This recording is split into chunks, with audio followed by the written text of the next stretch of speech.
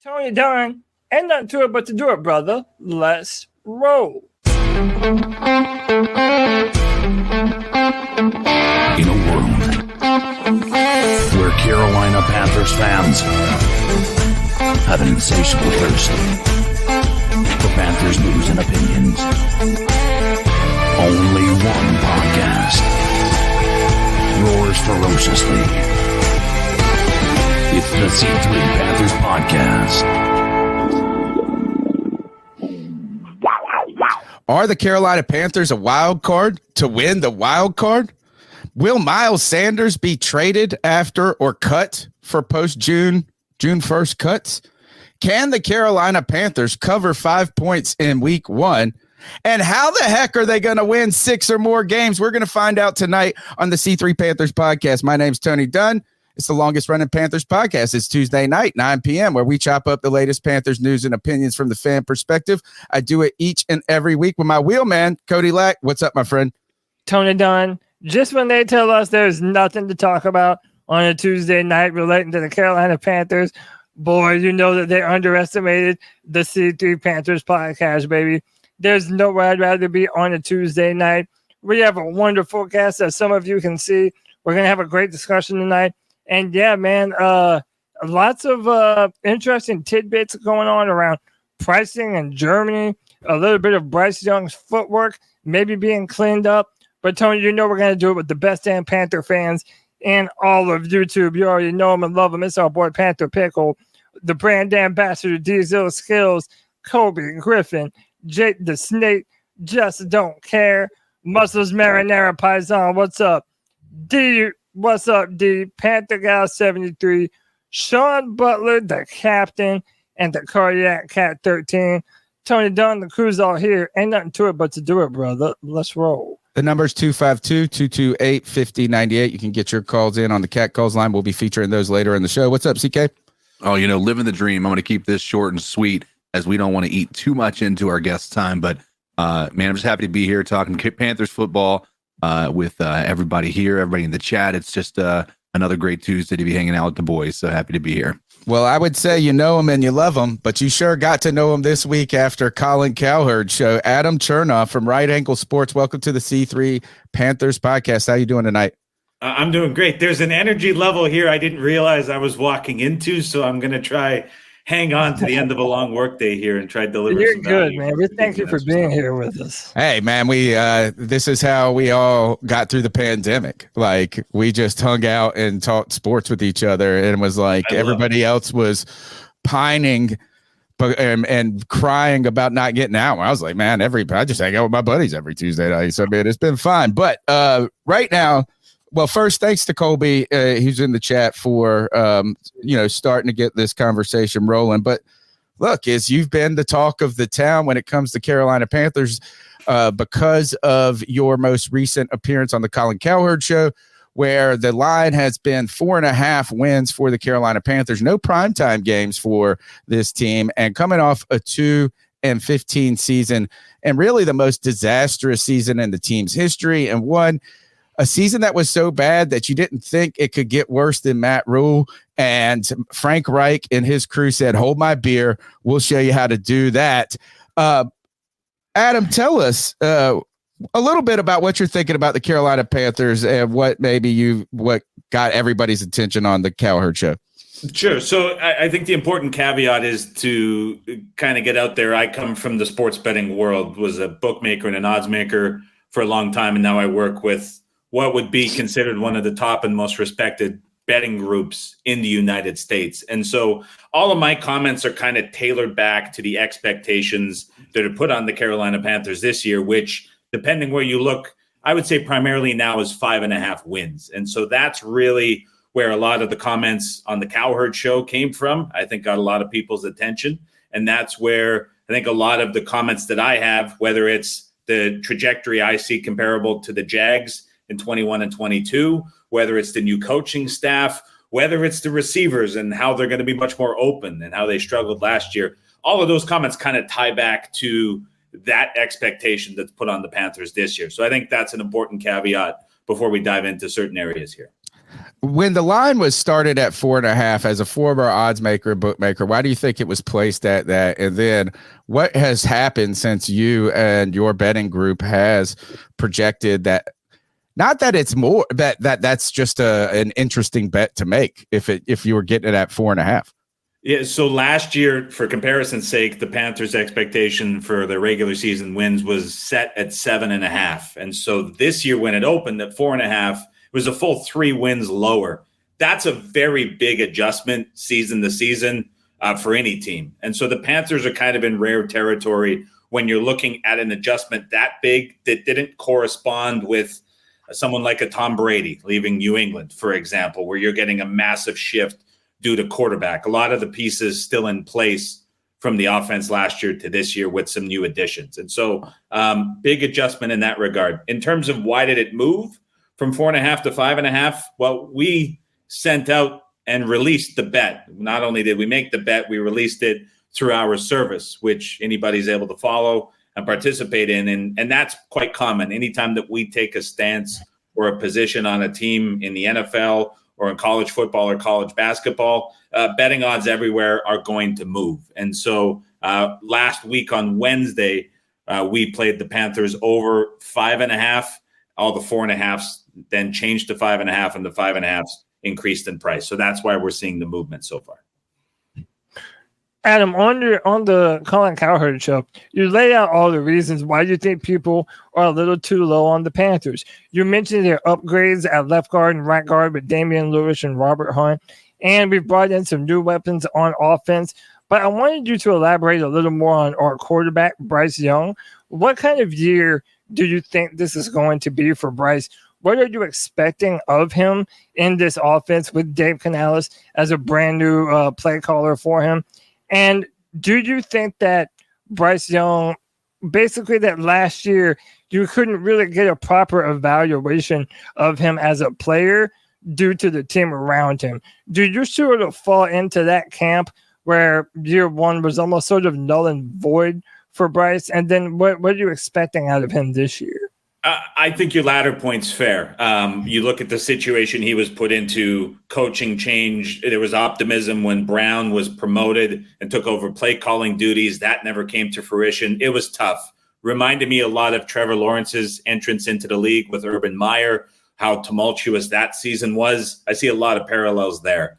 The reason I'm optimistic about Dave Canales taking over, as well as Idzik coming in as the offensive coordinator, when I'm looking at Canales and his track record, he led Russell Wilson to his best career season in 2020. He then followed up and led Geno Smith to a season that was even better than what Russ had. And then he revived Baker Mayfield, who could barely get a starting job at the end of 2 seasons ago, and led him to his best career season last year with the Buccaneers.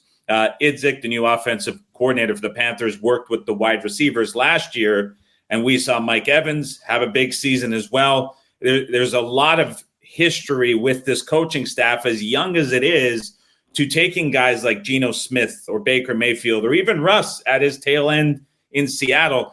These were all guys that there were a lot of doubts around, and the expectation shifted in a big way. And Geno and Baker were basically written off, and Canales ended up basically reviving them. And so when we're thinking about Bryce Young after that season he had, he very much fits that mold to what Canales has done in his previous stops of elevating that quarterback play. And I think that it fits in very well, going from Reich and kind of an antiquated offense that was really struggling towards the tail end of his coaching career. Now you get a young, modern, offensive focused staff. I think that that's a much better situation. And similar to how when Peterson took over in the Jags, it was kind of that new offensive voice leading the way. You saw the Jags in 2022, after that horrible debut season for Lawrence, make that playoff run. Again, Panthers' expectations, 5.5 wins, definitely think they exceed that. But if you're thinking the floor last year and the expectations there was 7.5 wins, if they get back to that level, a little bit of overachievement has them on the fringe for a wild card berth. Sure. One more second, Tony. Another follow-up question I wanted to ask. This is actually from our guy, Cody, who helped to get you on the show tonight. And when you make those projections for the Panthers, how much of that is also based on the division? So give us sort of an abridged version of what you think overall of the NFC South and where the Panthers stack up with the other teams in this division. Yeah, so schedule is a big part of it for sure. When you're looking and trying to evaluate the strength of schedule, it goes well beyond just win-losses from a season ago. We're trying to actively project where all of these teams are going to finish in 2024. And there's a lot that goes into that. And so the division around them, I think, is a very good place to start when you're thinking about not only how easy this schedule projects because of how the Panthers finished. There's a lot of uncertainty in the NFC South around them. We have a Saints offense that's going through a significant change after Carmichael departs. He's been there since the start of the Drew Brees era. And so the switch to Kubiak, that's no guarantee. That's a massive shift in philosophy, a massive shift in play calling too, that still has to go right. We just talked about Dave Canales. He leaves the Buccaneers. When he left Russell Wilson and Geno Smith, both of those guys fell off a cliff performance-wise. Yeah. And so what's going to happen to Baker Mayfield? That was a team that really overachieved last year. Yep. And then, of course, you have the Falcons. Everything looks great with Kirk Cousins and the coaching upgrade and everything that goes on there. They're the clear favorite. But, again, his health stepping in off of the injury, I think that's far from a guarantee as well. So just as there's a lot of questions around the Panthers, I think there's equally questions around everyone else in the division. And you're looking at this schedule and how it plays out. That Atlanta game in the middle of October is going to be significant. But pre-bye, I mean, the only other real game that you're looking at as like kind of what I would say like out of league or out of your weight class, if you will, for the Panthers would be that Cincinnati game at the end of September, which happens to be a home game too. And so right. If I'm thinking about a new offense coming in and all the scheme install for the Panthers, the schedule pre-bye is pretty friendly to get things right. So you're right. This is a schedule that I think is going to play easier. I think there's a ton of questions in the division, and I think the start is pretty favorable for Carolina. Right now, the over-under for passing yards for Bryce Young that I found is 3,200 yards. How do bookmakers, or as when you were a bookmaker, how do you go about trying to forecast that number, and what do you think about that figure? A lot comes down to trying to get a good projection on how many games the quarterback is going to play. Obviously, that's a big part. For example, Tua last year ends up playing every game, leads the league in passing. That always is correlated heavily to how many passing yards a quarterback will have. A lot of very strong models and projections out there.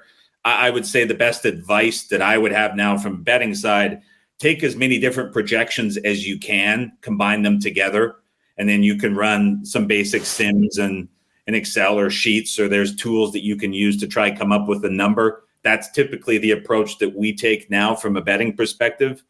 When I'm looking at that number specifically, I'm much more of a subjective handicapper. And so what that means is reading a lot of news, looking at a lot of press conferences, watching a lot of games, trying to understand it more from the non-math perspective. We've got guys on our team who are much more numbers driven, much more smarter than I'll ever be when it comes to stuff like that. So that, to me, that 3,200 yard number is probably a little bit short. And I would equate that primarily to the receivers and how much more they're going to be open. Last year, something that just killed the Panthers weekly was none of these guys could separate aside from Thielen. The DJ Chark's separation, if you're looking at next-gen stats, was among the worst in the league. Same thing when you're looking at other guys on the receivers room as well. Tight ends couldn't get open. Marshall couldn't get open. Like it was a mess. It was a mess. They were terrible. Players were terrible. Everything was terrible. There was nothing. We also got the worst version of all of them. The worst Terrace Marshall Jr., like the worst performances that you could have gotten out of those guys. Mingo couldn't get open. Like it was, guys know it as well as the fans. Now you add Deontay Johnson. I think he's one of the most underrated route runners in all of football. That's going to complement Thielen very well. Probably most concerned about Leggett. Some of the knocks on him coming out of college were specifically his route running. But something I found interesting is Brad Idzik's press conference, his introductory one. He's had a follow-up one since. He's not as like in control as other offensive coordinators represent themselves to be. And he comes from the wide receivers a coaching background, and he's got a lot out of guys for being as young as he is. And so a lot of his answers to questions since he's been in Panthers Blue taking questions at the podium have been kind of around delegation. And so that leads me to believe he's still going to have a massive focus on the wide receiver room. And so if you're adding that in, that was certainly absent a year ago, as were guys like Johnson and his route running ability. That gives me a lot of optimism about the Panthers offense in general, which to me, you're looking at that 3,200 yard number, 400 more compared to last season isn't that big of a leap. Yeah, 188 a game. Again, it comes back, like you said, to how many games can he survive. Upgraded offensive line. Yeah. Right now, 18.5 passing touchdowns is the number. Do you think that's a fair number? What do you think about that prop? I don't have much of an opinion on the TD number, but I do think that passing yards number is on the lower side at 3,200. So I'd have much stronger conviction if you were looking to support the team with a season-long future on Young's passing yards over, more so than I would the touchdown side. All right, I got one last question. I'll let you guys finish it out. How the heck does Vegas get it, or well, I call it Vegas, the sports book? How the heck do they get it so on the button each and every damn week? I hear people say, oh, NFL's the toughest thing to bet. Baseball's the toughest. Everything is the toughest thing to bet. How are they so on the damn nose? It's I wish I had an answer that was like some secret that could be revealed and everyone found it interesting. The truth is it's a very boring answer. When you have so many people betting, every bet that is made reflects an opinion. And the way that sportsbooks can now grade players and profile them, they know exactly who has good info, who has bad info, and the projections and the models are becoming so good. It's just a matter of putting a price on the board and moving it till you get to the right price where you have agreement as close to as possible on both sides. And with the volume of bets that are coming in, that's now easier to do than ever. It's really, there's no secret. It's just a lot of people are betting. Sportsbooks are getting very good at profiling bettors, and numbers are sharper than they've ever been. There's really nothing too fancy to it. It's really, really quite rudimentary, which is unfortunate because it would be a lot more fun if there was kind of a secret answer behind the curtain, but there just isn't. Yeah, well, Adam, again, we thank you so much for coming on the show. You've offered a bunch of insights. The fans in the chat are getting hyped just off the info that you're telling them. But my final question to you is, Panthers or not, is there an NFL team this year that you feel is the most interesting story to follow? Like, is there a certain team? So, for example, I'm really interested to see what Harbaugh does with Justin Herbert and the Chargers. If we play them our first home game of the year, I think that's an interesting matchup. Is there a certain team that you're really interested in following, maybe based on some of the moves that they made in the offseason or even some of the draft picks that they've made? Yeah, I'll give you a couple that just come to mind off the top of my head. So the Jets, to me, it's the team that I grew up a fan of and have been a fan of my entire life. I think the drama that is set up around them with the Aaron Rodgers stuff, with the way that the media, even now in late May, there's been 4 stories about the team in the offseason that have been primarily false, that are just out there to try to draw attention. I think they're going to be such a massive media target. And it's a chance for a franchise that hasn't been to the playoffs in 14 years to actually make a good run. I think they're going to be kind of must-watch TV the entire season. I just today was working through a lot of things with the Cleveland Browns and trying to figure out their offense with Ken Dorsey coming in as the offensive coordinator. That was a team that won 11 games last year, starting just a mess of 4 quarterbacks. And now you have a guy in Ken Dorsey who Panthers fans will know well, got a ton out of Cam Newton in 2015, then went to Buffalo and got a ton out of Josh Allen. So I think can Dorsey revive what might be left of Deshaun Watson and give the Browns average quarterback play for the first time in several seasons? How good could that team be if they're able to get that? Because they're winning 11 games with with absolutely nobody at quarterback a year ago. Hey, Joey Flacco is not just anybody, you know. Oh my God! Well, so I'll go advanced stats here. EPA per play. There were 49 quarterbacks who had at least 120 pass attempts last year.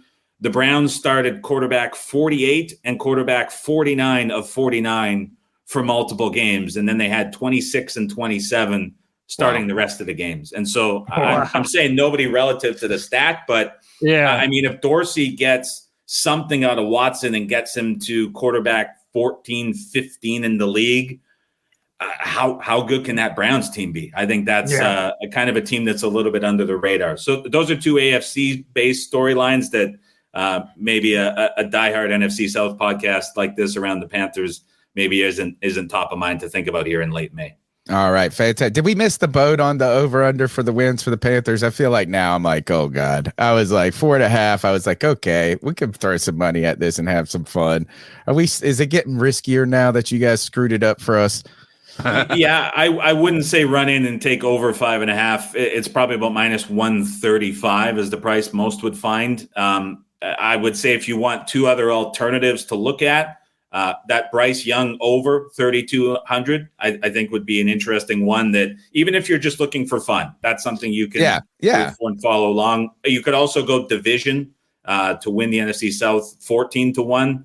A lot of question marks around every other team. That could be a price that you could look at too. Fantastic stuff. Adam, please tell everybody how they can not only access your work, but get insight into this wonderful betting advice.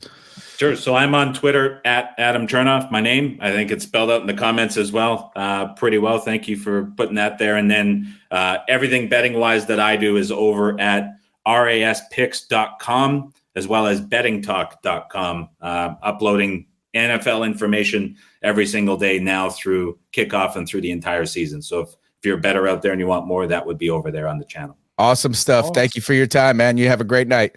Thanks very much for having me, guys. Enjoy the rest of the offseason. Yeah, excellent. Yeah, thank you, man. All right. A little breath of fresh air when it comes to the Carolina Panthers, or at least the news around the Carolina Panthers is, hey, don't sleep on the Panthers at 4.5. But don't get too hype at 5.5. Yeah. Don't get too excited. He made a lot of buzz going on Cowherd Show. There aren't too many people that are really sort of, projecting the Panthers to really sort of at least impress in any kind of fashion this year. But he made great points, and his points that we've been saying for a long time, guys, that when you look at Dave Canales and what he was able to do with Russell Wilson and then Geno Smith and then Baker Mayfield, like those aren't just nothing numbers. That really does mean something. I think that's a reason to be excited about Bryce and his future here in Carolina. Tony, I've said to you before, I think Dave Canales and Deontay Johnson are a match made in heaven. I believe that's a player-coach combo where those two are going to get the best out of one another. And, yeah, Adam made some great points, man. And once again, Colby, if you're listening, thank you so much, brother. If it wasn't for our incredible C3 fans out there doing work for the boys, that wouldn't have been possible, man. So, Colby, we appreciate you, brother. Absolutely. Big shout out to Just Don't Care, who obviously does care about his friends in the chat. Gifted 5 C3 Panthers Podcast memberships. Thank you very much for that. And also just thanks for everybody hanging out. Call in at 252-228-5098. Let's jump into the show. CK, let's start with you since we didn't let you ask any questions. You're not the biggest bettor, though, out of all of us. But it's not that. I just knew he was in a bit of a hurry, and you guys were asking such great questions. I just wanted to keep that flow going because you guys were on top of it. So we're going to give Cody time to pull up this teaser video for us as we pull this up. CK, how's it feel to be a host of a podcast all about the Panthers, and none of us have seen this trailer today yet? It's we saved it for this moment. You're going to see our live. It's an unboxing video of trailers. It's a live reaction video here to the trailer for the blueprint, which it feels like we're having a brand new blueprint every single. Oh, I know. Is right. As we scrap the last blueprint, let's draw up a new blueprint. Was this the first that they released last year the Panthers version of they used to do a training camp thing or something like that. Yeah, well, this is sort of their version of it, the Panthers blueprint of Hard Knocks. Yeah, like this is their kind of version of it. But I think that we're also going to see some of the front office stuff. And again, I have not seen this. We literally reprint. We literally saved this for the show. It better not be a duplicate. That's what we got to say. We don't need a reprint. We need we don't need a duplicate. We need a new edition. Hey, Kev, we need a new author. All right, let's see what we got here. Hey, Kev better chill. I'll get his stepson to roast his ass again. Last year wasn't acceptable, and everybody in the building knows that wasn't acceptable. So we're going to do everything in our power to field a team that our fans can be proud of, that the Carolinas can be proud of. Feel good now, blue, man. Feels good. That red. Guys, I don't ever want to lose this feeling. I'm going to bring nastiness. Let's commit to that. If we want to be who we say we want to be,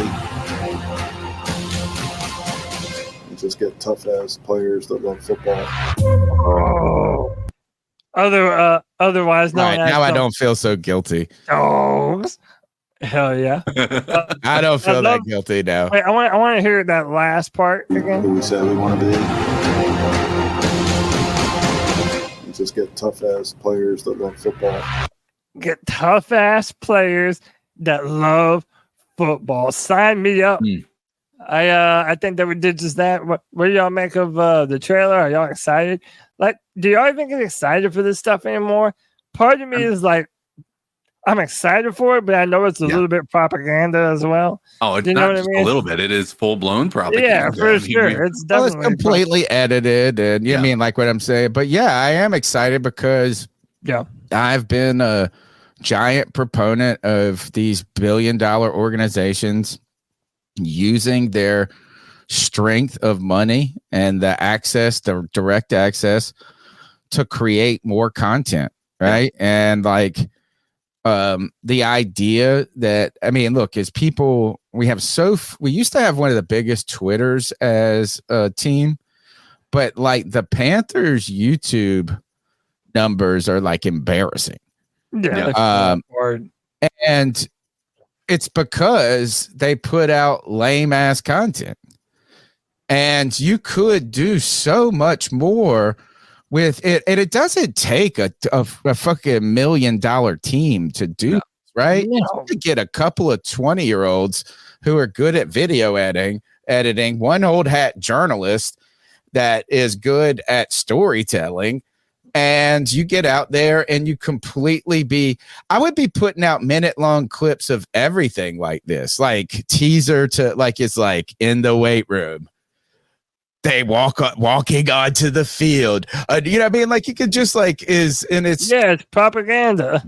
But I think, I think it's also like when you're on top, you don't have to feel like you have to do all of the small things. Is like, you're just like, hey man, unless Coca-Cola is going to pay.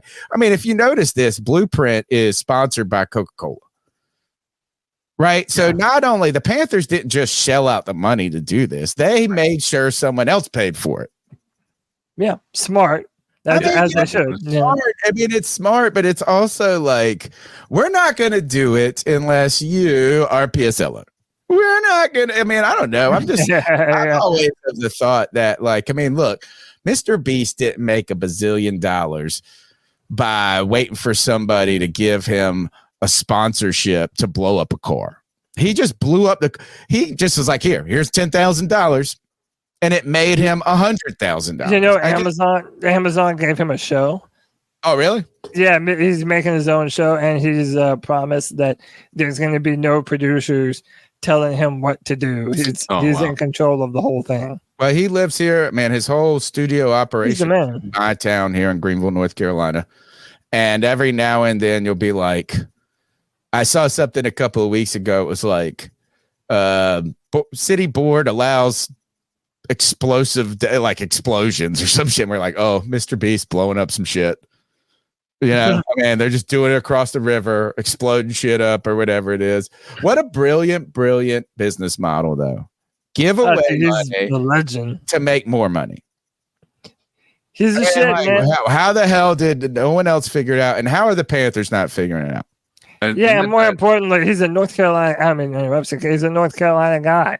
Yeah, and he's a Greenville, North Carolina. And he's making videos, dude. He's making videos with the fucking Tampa Bay Buccaneers. What are we doing, man? See, that's the type of shit that the Panthers, they need people like us in the organization to help them with this type of shit. Cam Newton, like when he was involved with those guys, on that one occasion where they were world record.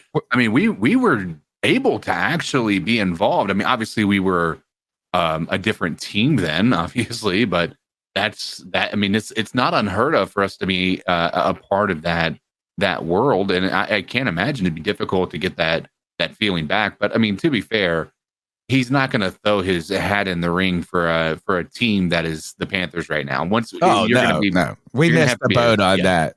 It was 2015. You grab a Mr. Beast, not right. 2024. All right, what's next on the show, Cody? Yeah, man. Jumping back into it, we have some opening odds. Oh, I wanted to ask him about this. I missed this one. Yeah.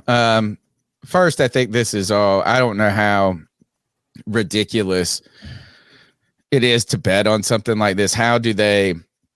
Basically, they're saying this is that the Panthers are going to try to lose by less than a touchdown.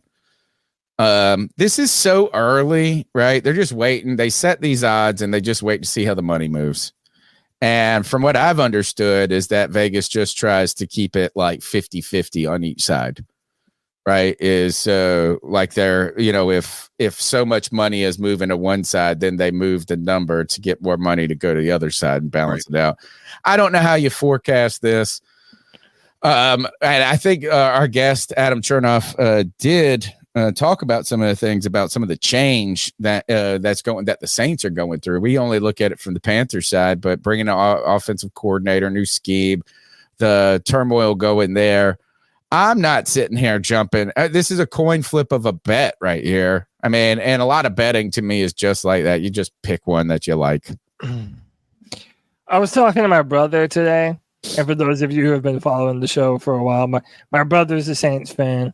So him and I were talking about quarterbacks and, who had higher expectations on them this year. Was it Derek Carr or Bryce Young? And I'm like, oh, God. Well, yeah, it's actually a good question, right? Because Derek Carr is the veteran. He's been the guy before. He was the guy for the Raiders, but he was also not very good last year for New Orleans relative to expectations. I know their fans were expecting more. And Saints fans, I'll tell you firsthand, they do not have a lot of love for their head coach. They wanted Allen fired before the year started. Yeah. So it really does make you wonder, what quarterback has more on the line?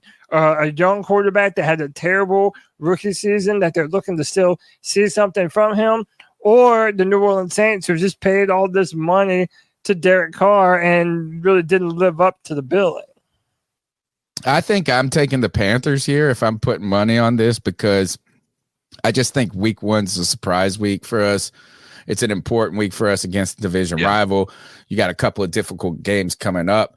There's zero film on the Panthers, right? And I think it is not a trap game, but look, I'm not saying the Panthers are going to go out and win a lot early on in the season. In fact, I think it's going to take them a little while to start developing a continuity and getting together. But if I think there is a winnable week in the first 3 weeks or 4 weeks, I think that week one is an important one to do it. And, they're going to have that nobody believes in us. Everybody tells you stink mentality, and you're 0-0, right? You're undefeated, and let's go get a W. So if I was going to throw $10 on it, I would throw it on the Panthers here, but also biased as well. What's next, Cody? Yeah. Moving forward, we have, so this is sort of a fun one, and we've talked about this a little bit before. So Pro Football Talk, I believe, they put this out, post June 1st cut and trade candidates And as you all see, one Miles Sanders is on that list. And this is something that we wanted to talk about tonight. But before the show, like an hour before the show, Mike K responded to that graphic that we just showed and said, for what it's worth, the Panthers are on the hook for the entire physical salary and bonus this year. With that said, with Penny coming off of a forgettable year in Philly and Brooks coming off of an ACL, it would make sense to see if a motivated Sanders can bounce back unless you can find a trade partner, which he says is doubtful. I'm of that mindset. At this point, mentioning Brooks coming off the ACL tear, Rashad Penny has had an injury history other places before. You're already paying him. I really don't even think it's saving you that much. Like, you're going to have to eat some dead money, I believe, even if you did trade him, right? So to me, this is sort of like, I don't really see what the point is. I know fans don't give a shit about this dude, but Tony, at this point, if we can get some better O-line play, and if he could be healthy like he was 2 years ago in Philly, I wouldn't mind having Miles Sanders around to help carry some of the load. Yeah, financially, it doesn't make any sense, right? I mean, we all knew that when we signed the 3-year deal that, I think it was 3 or 4 year deal, $25 million guaranteed. Right. I think for me, again, when I come back to this, is that football fans in general, at least I used to see this so much in fantasy football. And now, I mean, obviously, as we're so in tune with Panther fans, is we have so much recency bias, right? And Miles Sanders stunk last year, and that he's the worst like he was a kick. It was a punching bag for Panther fans. And he was bad. He wasn't good. But I also feel like there was just so many excuses made for every other single person on this team. So if you're going to just say, well, everybody was bad because it's like, I mean, you got to at least give a little bit that to Miles Sanders. Look, is Miles Sanders, obviously, was it as great of a back as the Panthers wanted him to be, as I was hoping to be? Yeah, as I was hoping he was going to be. He might be just another guy, but I don't think he is as bad as he was last year. And and it was just schizophrenia for that Panthers offense, right? It was like, we're going to run the ball 40 times, then we're going to throw the ball 60 times the next game. Then we're going to try spread offense. Then we're going to try so imagine being a player who has no idea what's going on at anything. And there is a TikTok clip floating around I saw today on Twitter that was floating around of a guy making fun of the Panthers offense. And it was like Jonathan Mingo in motion. He runs to one side, then he turns around. And then as he's going past the quarterback to hike the ball and they're going to pitch it, it looked like Mingo is either the timing was off because Mingo was almost in the way of Bryce Young in the pitch, right? And then it was like, is Mingo supposed to be blocking? Is he supposed to be? It was like a disaster and a loss of 6 yards, right? So I just don't. I mean, look, I'm not saying Miles Sanders is going to go out there and be 1,000-yard rusher. I just don't know who would want him at this point. And somebody brought this up, CK. I saw this. Maybe it was on Reddit. I saw this. I don't know if it's further in the comments. Is there any chance Chuba Hubbard is kind of the odd guy out in this rotation? No, I think Miles Sanders is 100% the guy who. Here's the issue. He's already going to get paid, and people are going to argue you can't not play him because of his paycheck. Well, the problem with that mindset is, do you play the best player available, or do you play the best person on your team, or do you pay the guy you're paying the most money to? But I can tell you this, Miles Sanders isn't going to be a difference maker if Chuba Hubbard is the better back. Now, if Miles Sanders has done things to be able to improve and all of that thing, I agree with the thing you said, Tony. I was 1,000% on board with. Everybody else got an excuse but Miles Sanders. And the reason I would say he didn't get the excuse is because he didn't, even when he had an opportunity, Chuba Hubbard still looked better than him and did more with the same offensive line. He had one good run all season. Miles Sanders had like 140-yard run, and it was like when Thomas Brown took over as coordinator, and then he disappeared again. You're right. That's a great point. That is, I think, why people were so upset with Miles Sanders is because when Chuba Hubbard was in there, it was noticeably better. Right. But they also, I feel like, are different types of backs, right? Chuba Hubbard is a straight line runner. It's just like go hit the hole fast and plow and hopefully break through. Miles Sanders is kind of, I feel like, a more finesse back who wants to not dance, but hide behind the guards a little bit, wait for the hole open, and then sneak out, leak out. Maybe it's different. We'll see. I do feel like Chuba is a stronger runner in general. Yeah, he's like younger, bigger. Yeah, he's harder to bring down. And I think that if he does get that O-line play in front of him, I think that this running back by committee thing that we're trying to do, I think it's the right way to go. I think we can have a few backs that are successful in this offense. And listen, everybody knows I'm a big Chuba Hubbard fan. I've been one of his biggest defenders, man. Not saying that he's like this fantastic. Not saying that he's this fantastic fucking player, but every year he has gotten better and better and better. And now he's been one of our, if not the most dependable runner that we've had on our team in 2 or 3 years. I'm with these knots in the chats. He says Chuba brings himself down. His balance is awful. Last year was the first time he was better at that. Right? Is the first couple of years. That's exactly right. He looked like a baby giraffe running out there. Is like he would just he was out over his skis, as they would say. But he did look better last year. He looked significantly better last year. All right, what's next? Yep. Next on the show, this sort of leads into what we were just talking about a little bit. Which members of the Panthers 2021 draft class will get contract extensions? So right now, there are 5 players from that draft still on the team. That would be J.C. Horn, Terrace Marshall Jr., which is fucking wild, in my opinion. I know. Brady Christensen, one of my He's boys. going to get cut. I bet you Marshall doesn't make the team. Yeah, I wouldn't doubt it at this point. I thought you meant Christensen. No way. Oh, no. Right. Tommy Tremble and Chuba Hubbard. And, a few of these names are easy, and a few of them require some discussion.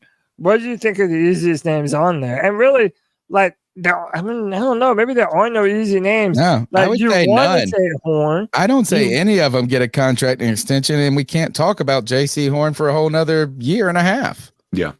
You got J.C. Horn's not going to get a contract extension with us if he doesn't play through this season healthy. Well, he's already going to have the 5th-year option, though, so then we're going to play him the next year. Yeah, you're going to play him the next year, but what I'm saying is that the first one to get the contract extension will not be him because you had the 5th year option. Right. Yeah, he's definitely not going to be the first. The person that I think is probably more, I think J.C. Horn, if he plays incredibly well this year, I think he is going to be, potentially he could be the next one up. But there's so many ifs, and it's one that's just really difficult to predict. I think Brady Christensen's an interesting one because I feel like it's a weird scenario with him that he's still, even though he has played, significantly better than many of the other offensive linemen we've had, he still seems to be disrespected even just from this new coaching staff. Just the idea that they went and got these new guards. Ike Ekwonu is going to be clearly the left tackle. I don't think they're giving up on him at this point in time. And the fact that he's in rotations at that center position with Austin Corbett is it's just weird to me that he isn't getting more love for the consistency he has brought in that offensive line in a world of incredible inconsistency.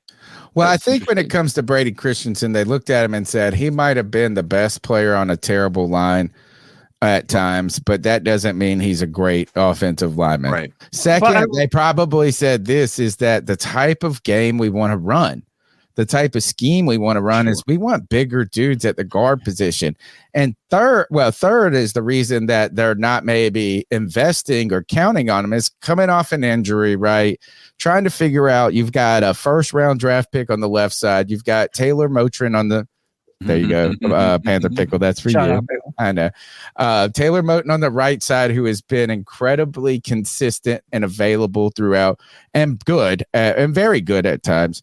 So there's nowhere that he just looks like he should be the guy ahead of the dudes that are out there right now. The thing, though, that could benefit him in this situation is that if he gets an opportunity this year, the odds are, if I was going to bet on it, would be at a tackle position, would be because Icky was playing terrible or gets hurt, or because Taylor Moton gets hurt. Like and then if he steps in and plays well, particularly at right guard, that would be interesting for the Carolina Panthers going forward. But imagine if he went and played tackle, which Cody believes that's his natural position at either one, that he's more inclined to be that person, then the odds are he's going to get signed by a different team. Yeah, that's the problem. That would be the most Panther thing to possibly happen. Oh, for sure. And listen, again, just like I'm a Chuba Hubbard defender, I've been one of the biggest Brady Christensen defenders. And listen, what I wouldn't count out, Tony and CK, is he might end up playing an important role on this team this year. So because Corbett wasn't there, I believe Christensen was playing some center at OTAs, which how wild would that be if Brady Christensen just ends up being this ultimate Swiss Army knife of an offensive player where it's like, maybe he's not great at any one position, but he has enough to be able to do a little bit of all of them well.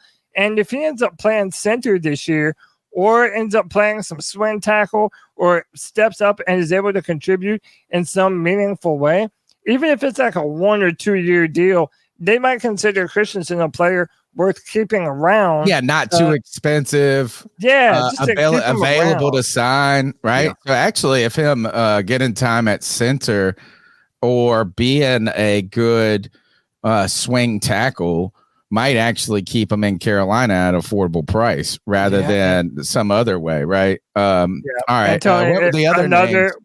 Another real controversial thing too.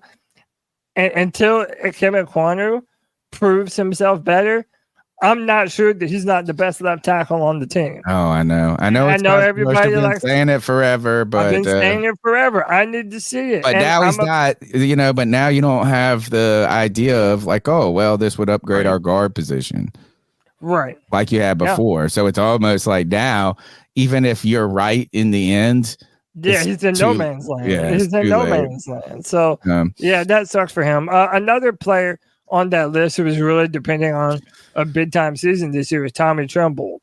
And if you go to Panthers.com, this is awesome. It's a dead time when the Panthers only have like 2 stories in a week on theirs, and they're all about Julius Peppers.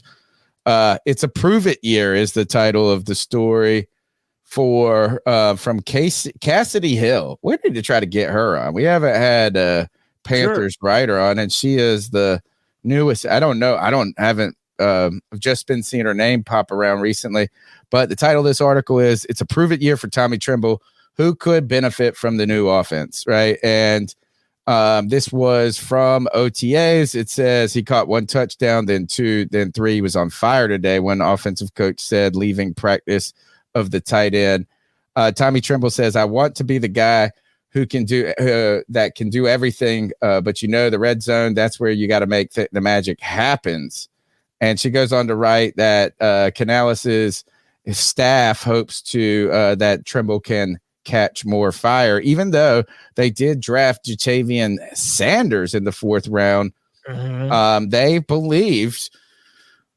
Well, look, it's Ian Thomas is still on this dang team. Tommy Tremble's still on the team. They didn't go out in free agent. They let go of Hayden Hurst. They didn't go out in free agency and do anything at tight end. No. So right now you have to believe, even if this 4th round pick is the future and turns out to be good, this is Tommy Tremble's year that the team is going to really give him a lot of responsibility. Absolutely. I've been on record saying I think the tight end is going to be a real important part of this passing attack this year, just because it allows you to be so versatile on the line, running the football, throwing the football, But also, one of the things that doesn't get said enough, and Tony, you've actually been the biggest proponent of this, that tight ends, they take a while before they really start to turn on. And part of the reason is because of the blocking schemes. And whenever you're going from college to the NFL, it's such a different beast with the formations and the schemes. And because the linebackers are as big and strong as they are. And then now they got to deal with defensive ends. Right. So, but that in my mind says to me that I don't think necessarily Jatavion Sanders is breathing down Tremble's neck right now. I agree 100%. Right. I think Tommy Tremble, and that's why they brought back Ian Thomas, for all this shit that Panther fans have said about Ian Thomas. The guy clearly wants to be here in Carolina, continues to come back and on. Somehow every coaching staff thinks he's great. Tony, do you know who he reminds me of? Remember Ed Dixon?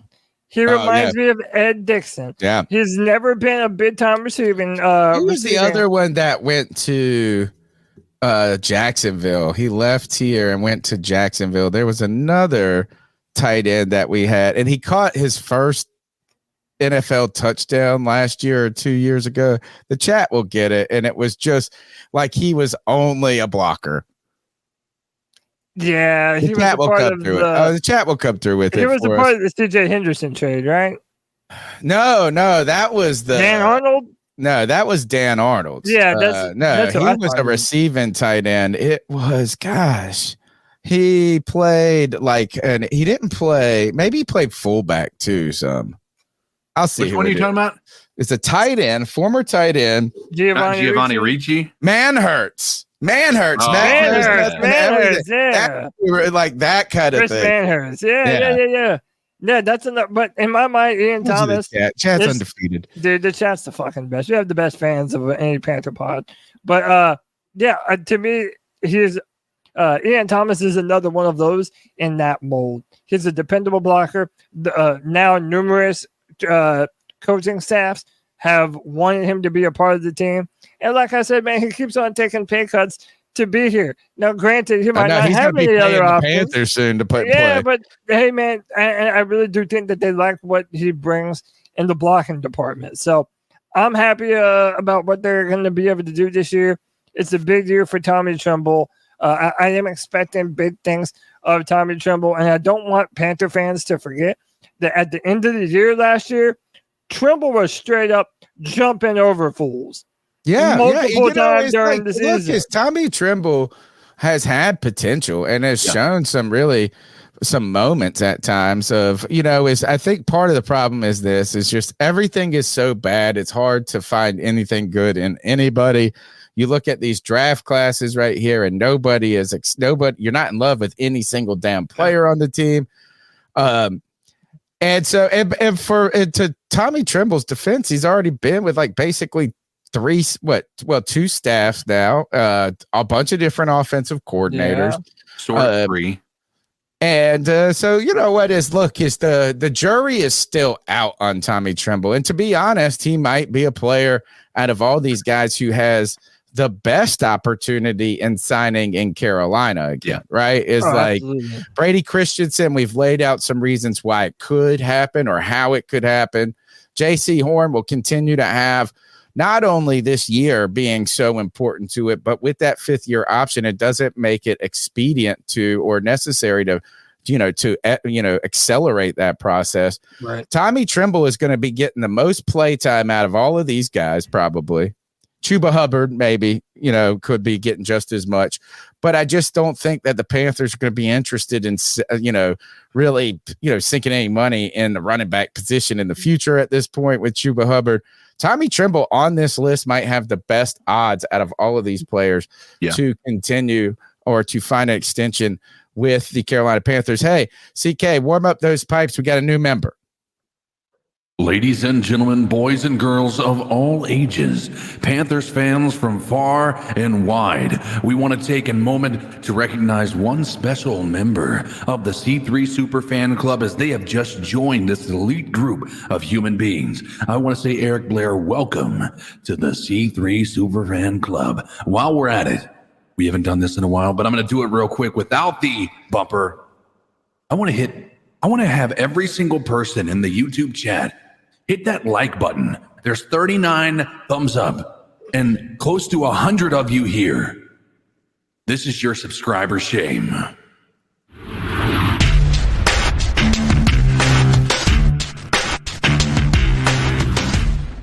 Get those ass fingers of our producer. Oh, bro, you already know I'm on it, man. Listen, if we're gonna have the best damn Panther fans in all of YouTube, I got to be the best damn Panther podcast producer in all of YouTube. That's All what right. we do, man. But hey, are these fans not incredible? Not only do we have more and more fans in the chat putting C3 in their name, like Sean Butler, we see you, bro. But we're getting brand new members. Interactions are doing great, man. We have the best fans of any pod, man. Hands Speaking down. of fans, why don't we take some calls from the fans? The number's 252-228-5098. You can be a part of the C3 Panthers podcast call and leave us a message. We got a few calls in the hole. Let's see what we got here tonight. Oh, shit. Let's do it. So what are your thoughts on catcalling? Yeah, it's pretty. You shouldn't do that to somebody. And how did that make you feel? Very uncomfortable. So how do you think catcalling makes the person feel? It feels good, like. Who's that cat sitting in the back corner with his face buried in the snow? Who's that kid that can use one?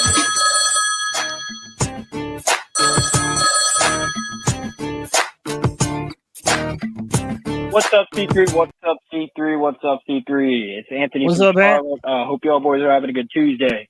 Got back from Cincinnati on Monday. Been very absent from our community. Sorry about that, boys. I'll continue to strive to, join the C3 spaces, help out there, and give my opinions and make the conversations more interesting. Just kind of been taking a mental health break. From all this, preseason slander we're getting and these fans going crazy. So I just want to call in. My call is going to be pretty simple today. I read the title of the show tonight. Are the Panthers going to be a sneaky wild card contender team? My answer is, I don't know. I think it's really going to depend. And I know that's very cliche to say, I don't know, but truly, we don't know.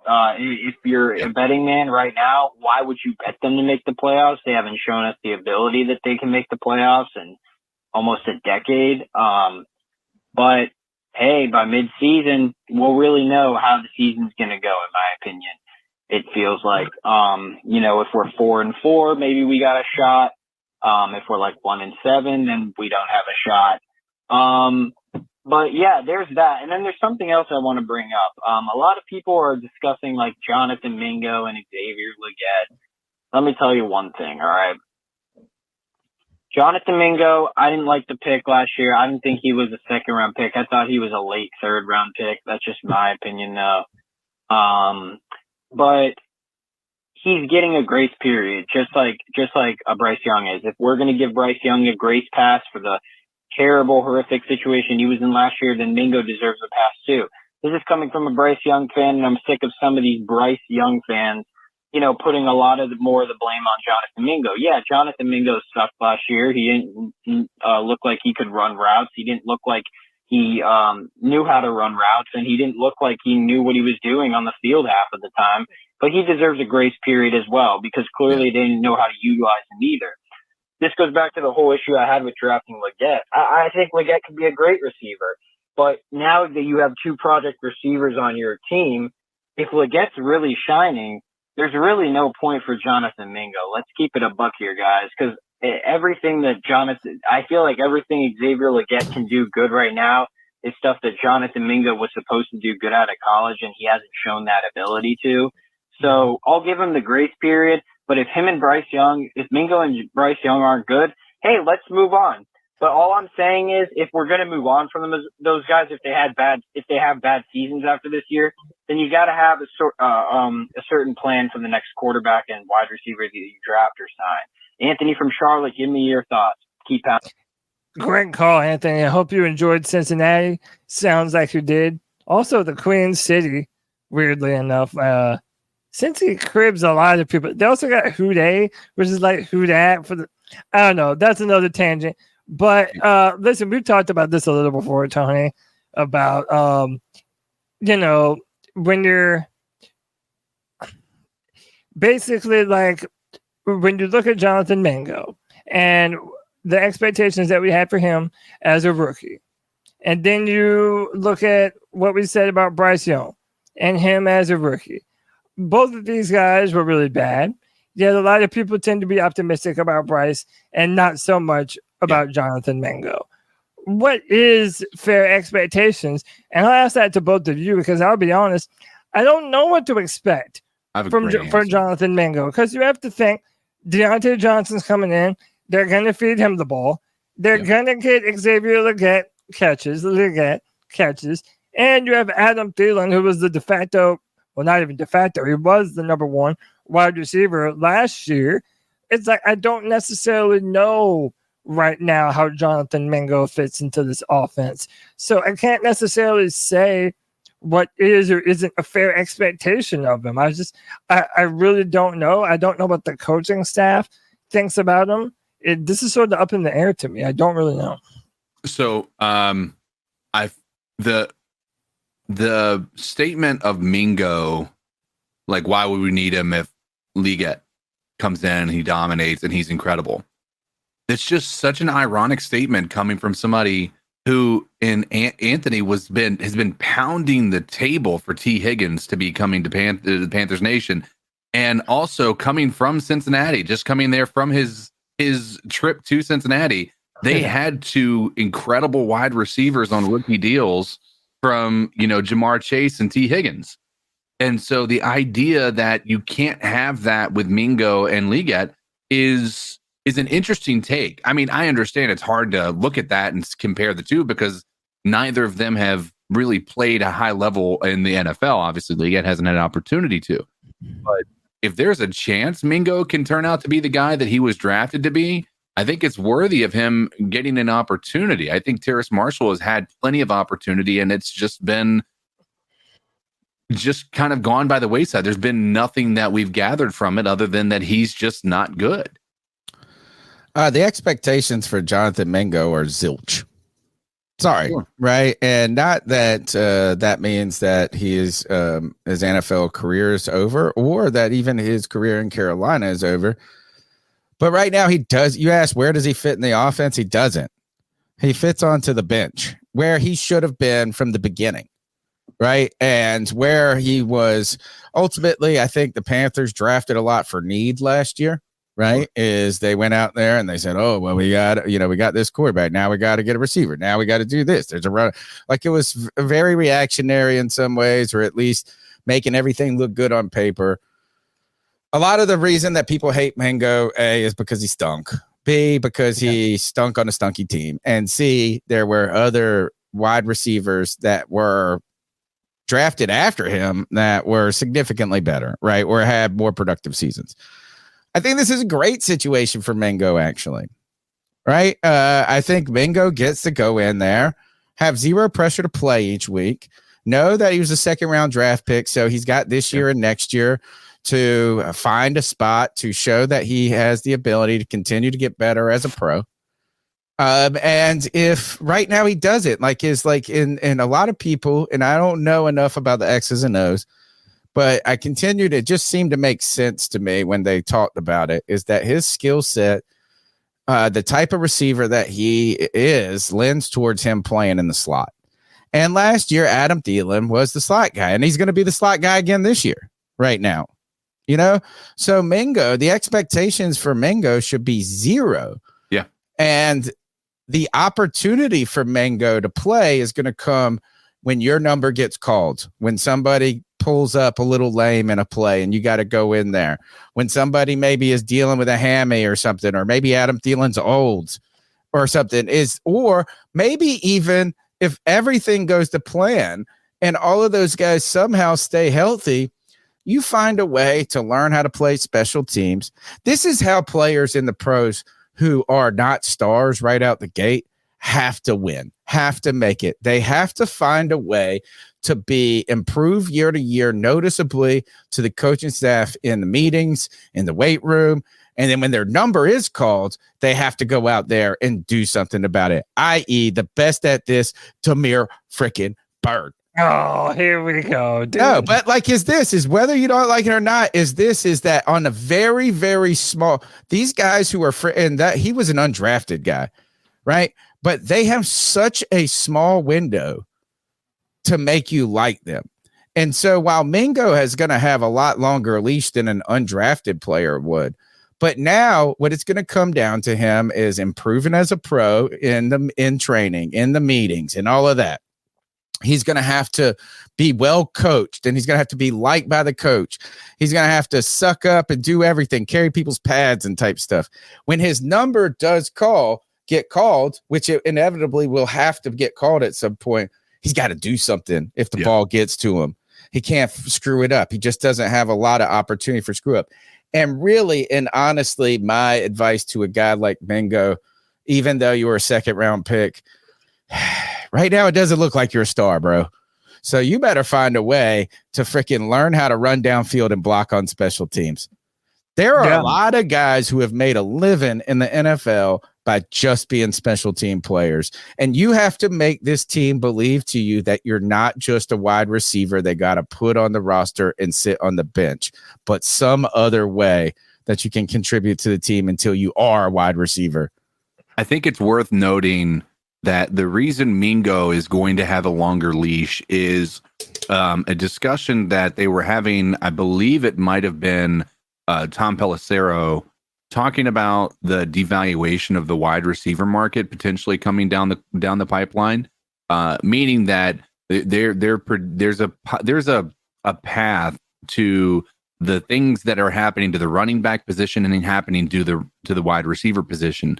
And you're seeing that happen in a multitude of different ways. You're seeing it happen with teams like Kansas City, who are getting rid of high dollar wide receivers like Tyreek Hill and still finding a way to succeed because they have their main guy at quarterback. You're seeing that happen in Buffalo. You're seeing that happen in a lot of these places. Even if you look at Cincinnati with T. Higgins' situation, they're not willing to pay him the money that he's wanting to be on that team. I think that we're going to see teams take a longer look at these guys that are wide receivers on rookie contracts that are cheaper in an effort to try to build a team around a quarterback that's going to end up taking the majority of your salary cap. The Panthers are not quite to the point where they're going to have to pay Bryce Young, but they have to be forward looking. And instead of paying a wide receiver now, that they're going to have to then find a way to maintain, some sort of value with. I think they're going to give these younger guys an opportunity, and then that way they can build their team around cheap wide receiving core. I mean, when you look at what we have, our highest paid wide receiver is, at this point in time, Adam Thielen. Yeah. And so that's where Mingo is going to find his role, is when Adam Thielen's gone. That's what he's going to step into those shoes. Right. And so, I mean, I think that we've just got to keep that in mind, understanding that Mingo maybe didn't show us what we needed to see last year in a dysfunctional offense in many ways. I think we all wish we would have seen a spark. We didn't see a spark. We didn't even see like anybody trying to light tender. Right. It was just a guy running routes that you could say was some of the laziest routes that we've seen anybody try to run. I'm hoping that under new leadership, an offensive coordinator that was in charge of the wide receivers in Tampa can get some things out of these guys, because there's a lot of potential. When you look at this wide receiving core, there's a tremendous amount of potential. We just need guys that can connect the dots. Yeah. That's it. He's going to have to make the most of every reception. Yeah. Of every time that he's targeted, because again, like, he's got other players that are going to be higher up on the list to get the ball more so than him. So even if he gets, 2 or 3 catches here and there, he's got to make the most of them, man. He's got to catch it. He's got to look good doing it. He's got to do everything right. And you know what? You already mentioned it before too. Blocking. If he can prove as a valuable member in the run game, which he wasn't last blocking, year. He not at all was a valuable member in the run. But if he is able to do that, as counterintuitive as it seems, because he's not receiving the ball, if he's able to help them run the ball better, I guarantee you they will put him out on the field, and that will make him a threat to actually receive the ball. All right. Let's go to the next call. Yo, my C3 family. The great Tony Duffy. What up, brother? The homie Cody Lack. The CK Code Dizzle. Yeah. Shut the hell up, Panther Pickle. That effing guy, Muscle Marinara, Diesel Skills, Colby, Jacob, the whole Legion family, even the Mr. Stratton. I'm on a day of reflection and thankful. Had a birthday Sunday. Hit that Happy 44. birthday, brother. And was just sitting back on the pasture. And, you know, we had this topic somewhat Friday on the Friday free fall.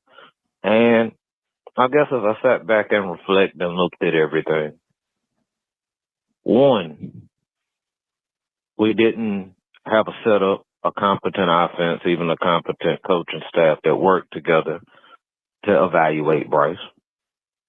I think we have that now.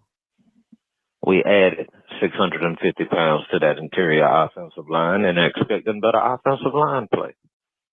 Sounds good. We got Miles Sanders with a point to prove after an injury-ridden and low-production season last year.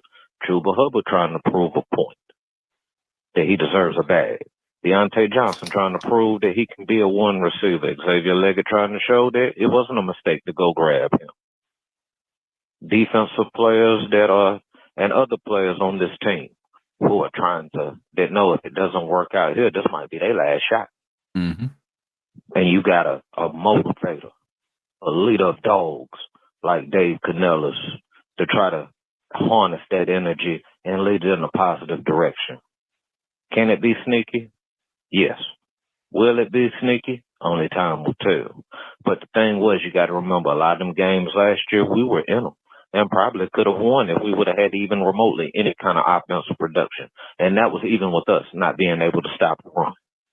Now, once again, I love every single one of y'all, and we're going to be looking for a better season than last year. I know the bar ain't set high, but we're going to do what we always do.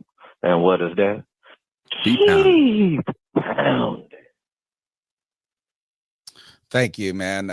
Always a breath of fresh air in the calls, and a lot of guys on this team with a lot to not only prove, but a lot at stake. We'll go to the next call. The number's 252-228-5098. Hey, everybody. It's John B. Jenkins, your European correspondent for the Rochlaw Panthers. And their logo is like. Let me start off by saying that, first and foremost, I am a Carolina Panthers fan. I have been since the inception, not inception. Gosh, I remember we had just moved up to Charlotte. I was in 7th grade, and my birthday is on October 27th, and the team was awarded on the 26th, and my dad went and got me a T-shirt, and I've been a fan ever since. That being said, I am here to report to you on how our Rochlaw Panthers did. That is the Rochlaw Panthers, not the Rochlaw Panthers that I was calling them. I have since learned how to pronounce the town's name. So it's spelled W-R-O-C-L-A-W, but the W's are like a V. So it's Rochlaw. Rochlaw Panthers. Started out 14, down 14 Panthers points in beat the last. the Berlin Thunder 49-39 in front of 15,000 fans at the Tarzinski Stadium in Poland. Overcame a 14-point deficit in the beginning of the game. We've got the David Brzezowski, number 22 guy I was telling you about earlier, and then new kid on the block for the team, at least, Kennedy Adams, number 21. Brzezowski's more of our power back. Kennedy Adams is more of a kind of a wide receiving option. He scored a lot of touchdowns. I think he had a 75-yard touchdown on one play.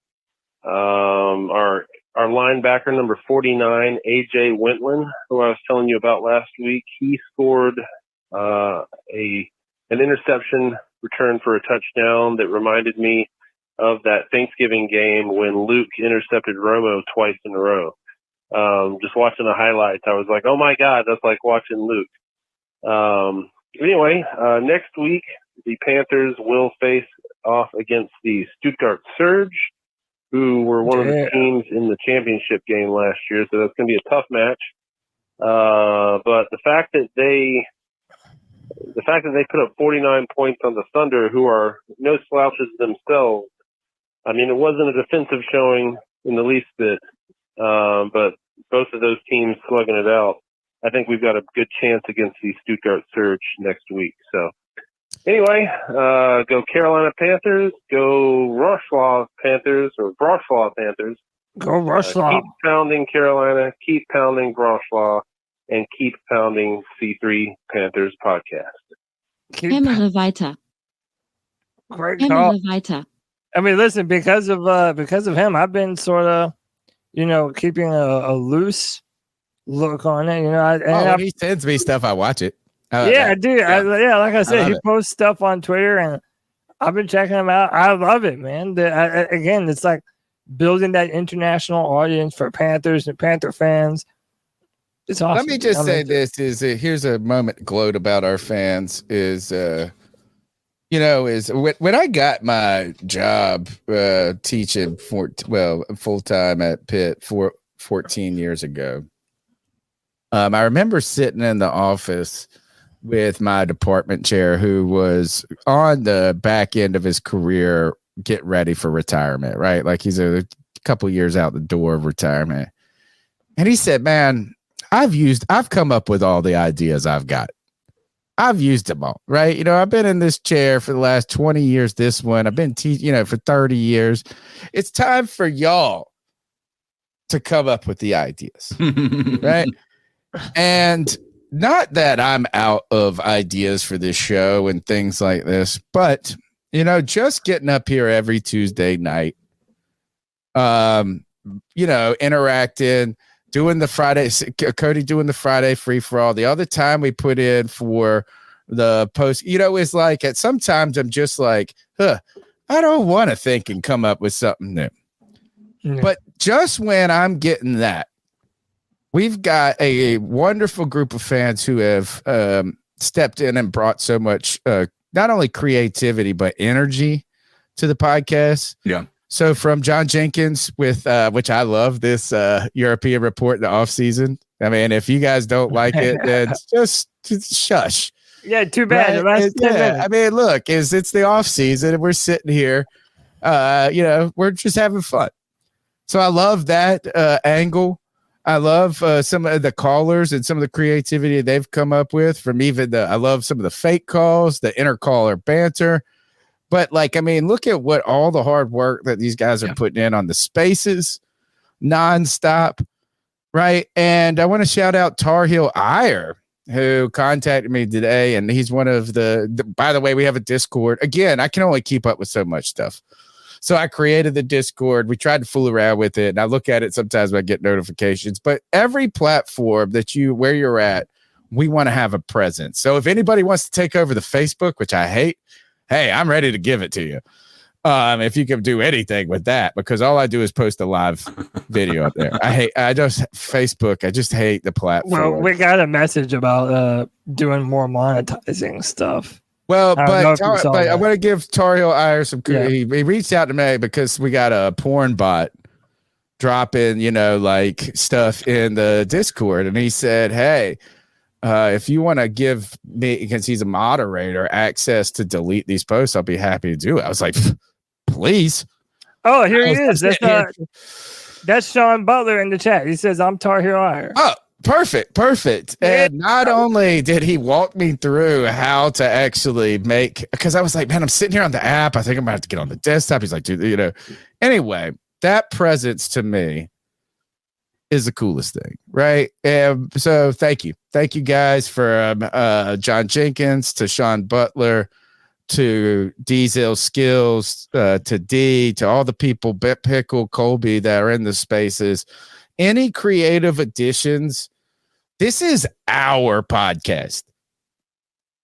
It's not. It's like I think of it as like my podcast and our podcast is this because I've invested so much in my the fans by the fans. But y'all, whatever you want to do, C3 YouPorn page.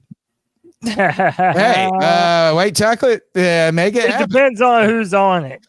Yeah, okay. Maybe not everyone should be a part of that. Yeah. But dude, listen, Right now, I don't think anybody on this panel is going to be the poster child of the C3 YouPorn page. dude, look, let me tell you, man.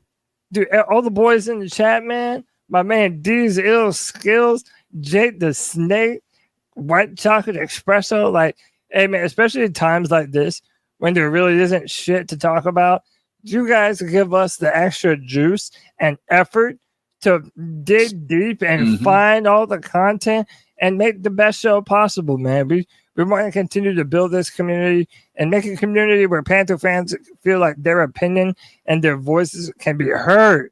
That's what we're here for, man. And I think we're doing okay, Tony. Yeah, man, we're having fun. Let's go to the next call. What's up, C3? This is Lucas, the Forest City Kitty.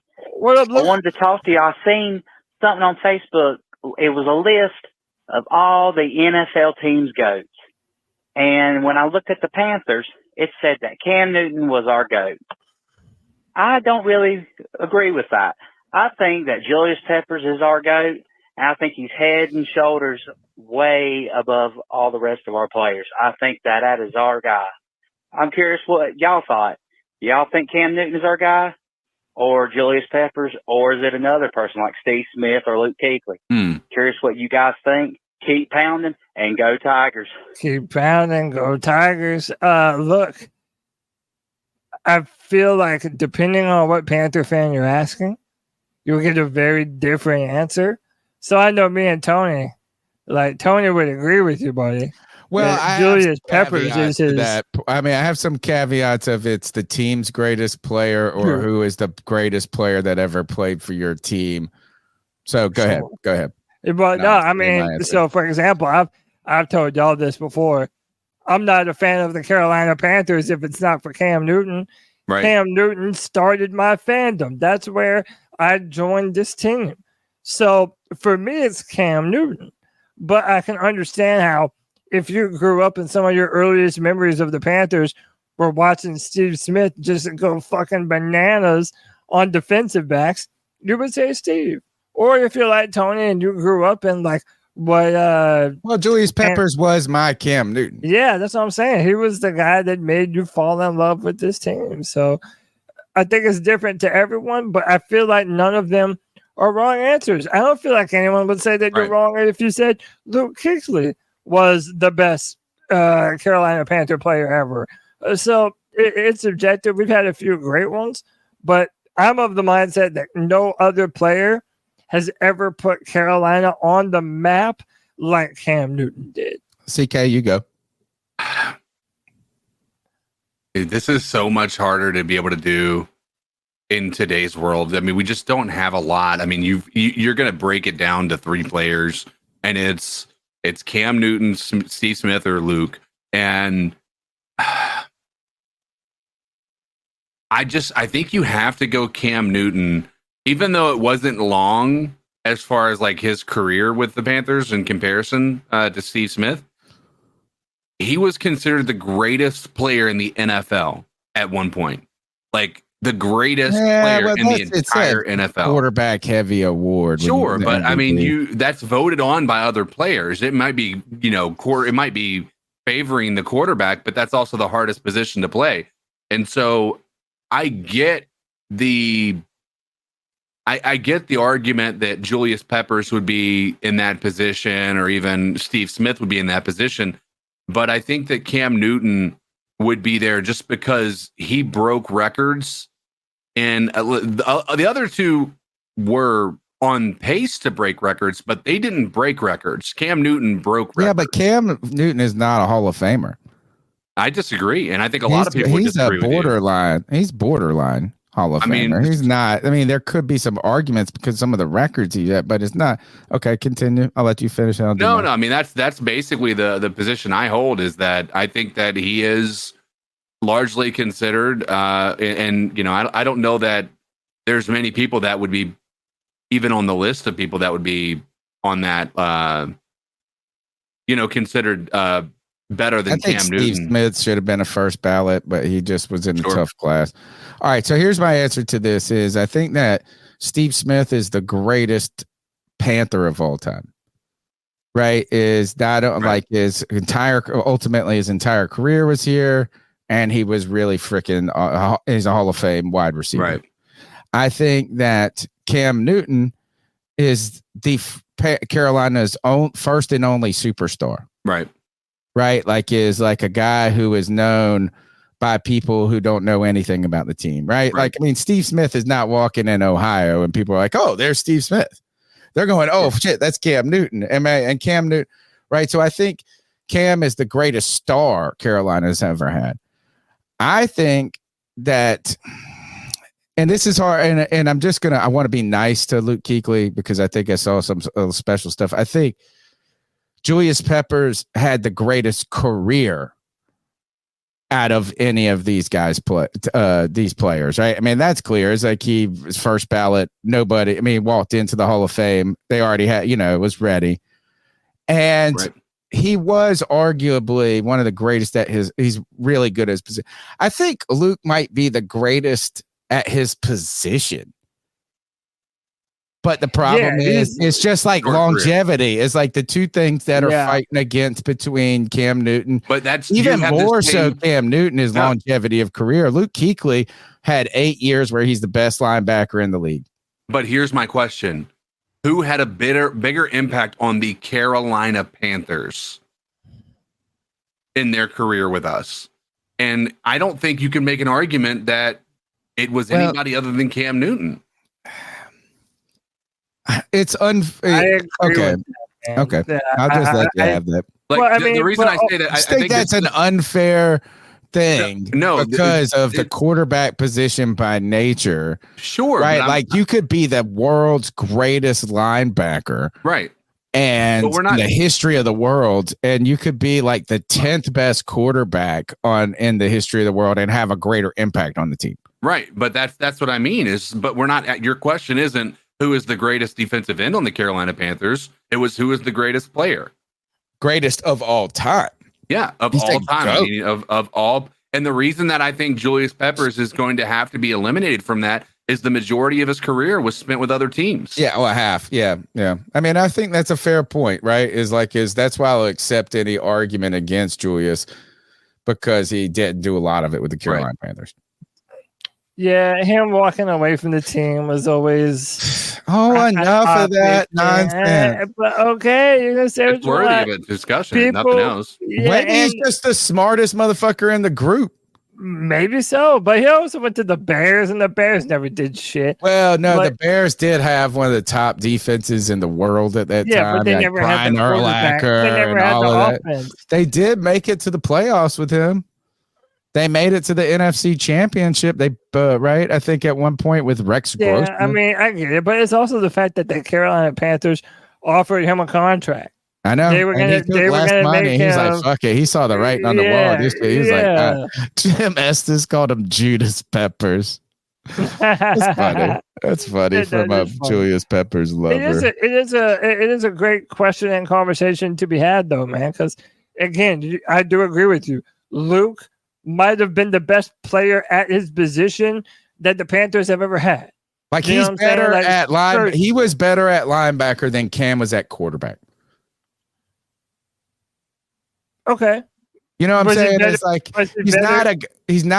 Cam was not the greatest quarterback in any conversation in the history of the league.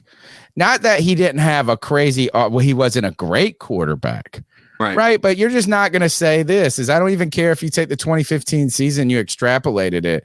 It's this. It's like Tom Brady. It's this guy. You know what I'm saying? It's never, he's not even. Luke Kuechly honestly he was the best in the league at his position.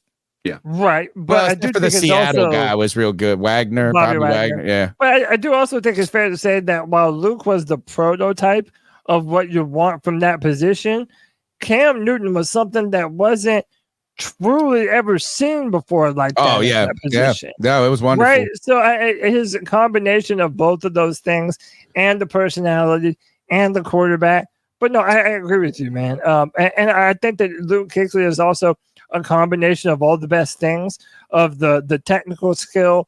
Yeah. He's humble, but he also has a never-ending motor.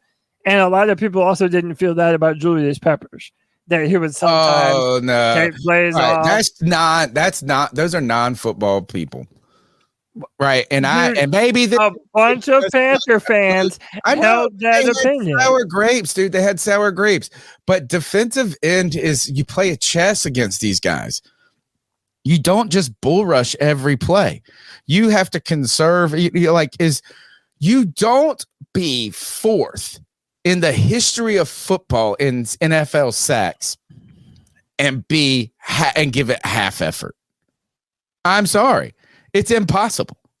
Or maybe he was capable of giving more. Even if he gave three, if he gave even more, he would be by far the greatest of. But doesn't it also lead to the effect where he wanted to move on from Carolina? Because the team was a fucking disaster.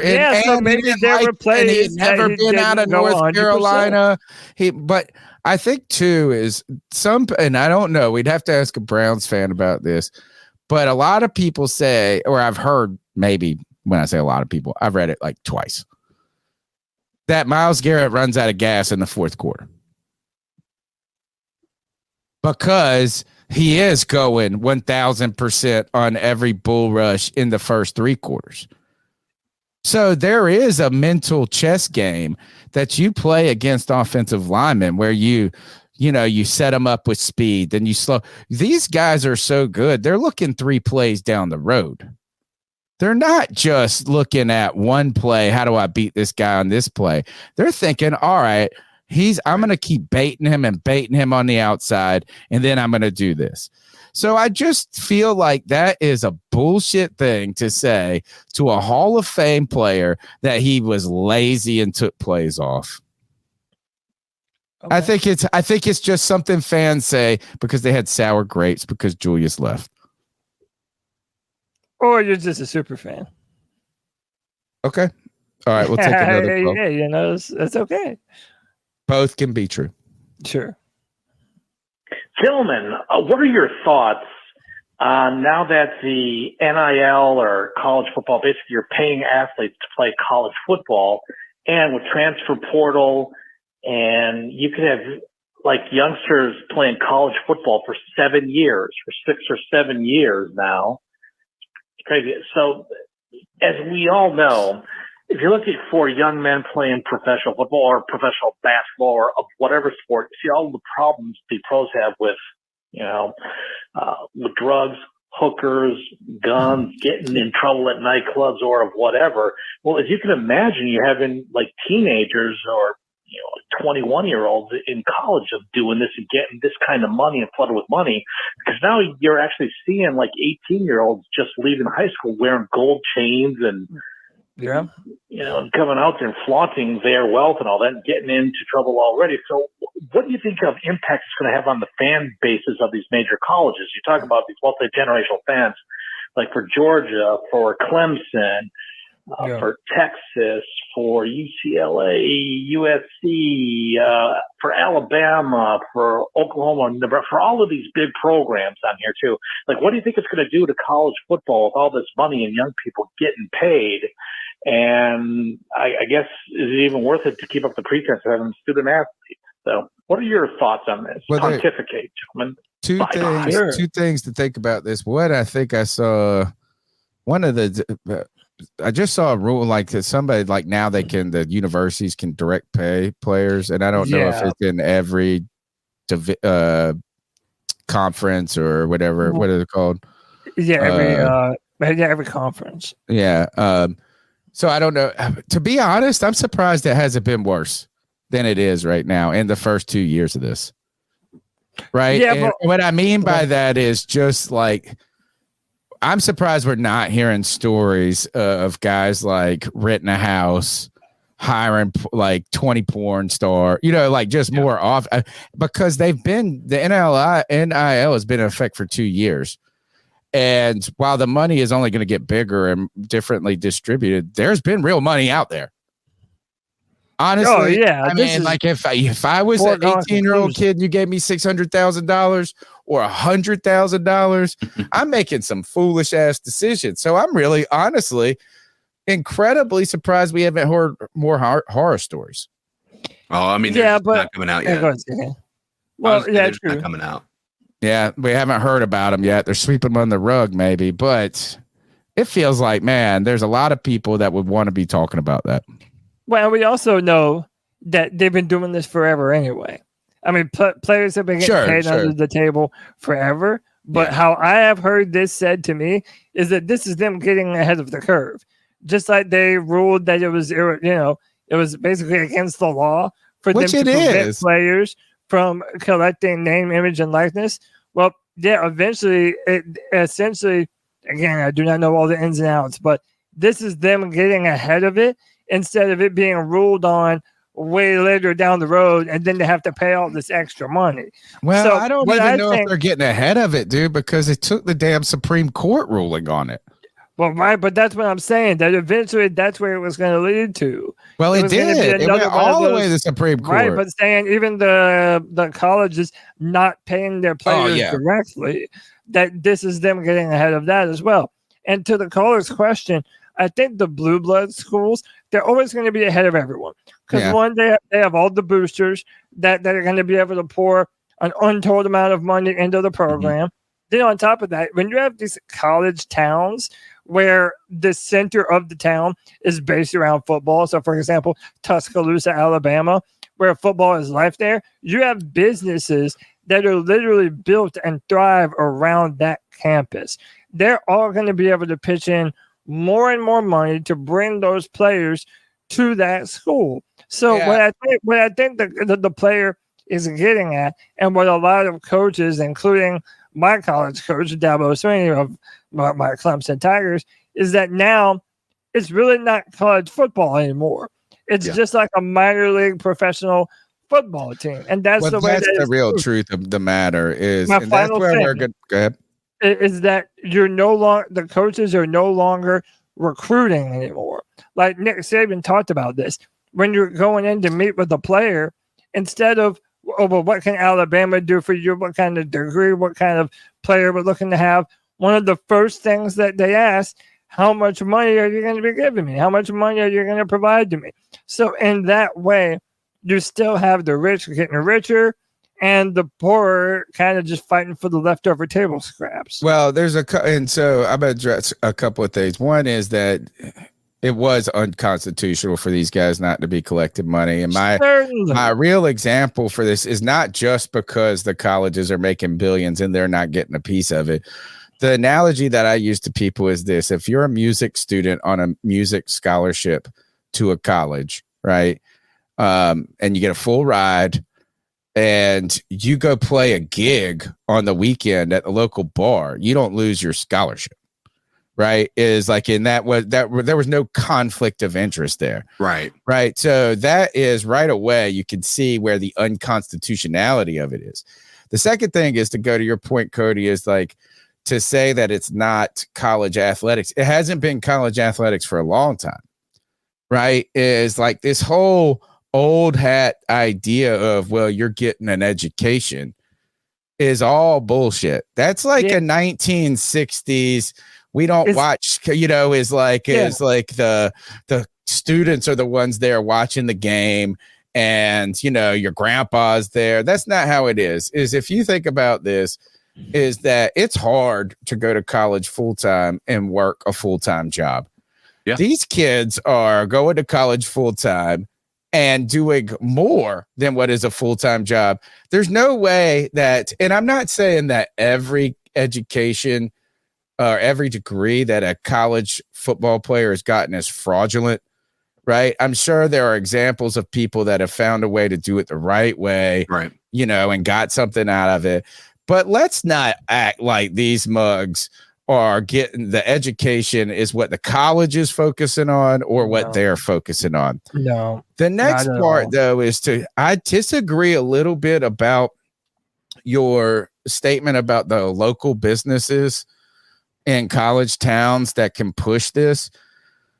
The reason I say this is because I thought originally when NIL came out, I live in a college town that has a pretty solid football history. While haven't been good for the last 6 or 8 years, we have a very respectable football community. We're known for putting on, we have big turnout. We used to, right? But the thing is the players aren't getting paid from like the local car dealership.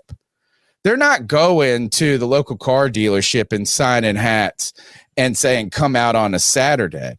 What they have done is they've created what they call this in here at ECU called the Boneyard Fund, where where boosters or anybody contributed ultimately to a hedge fund that they manage, right? So they try to raise like $500 million and then invest that money to grow it even more and then pay these players with it. So it's not this like, oh, he's coming on the radio and then it's just but also think much about bigger than that, right? Right. And then my last point though to this, and this is where ECU can't win in this.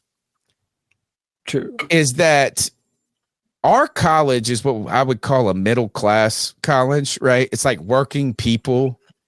Like people who go to ECU are either from up north because it's cheap in a party school, and we're known. We got 4 to 1 girls. It's like the best, but it's not.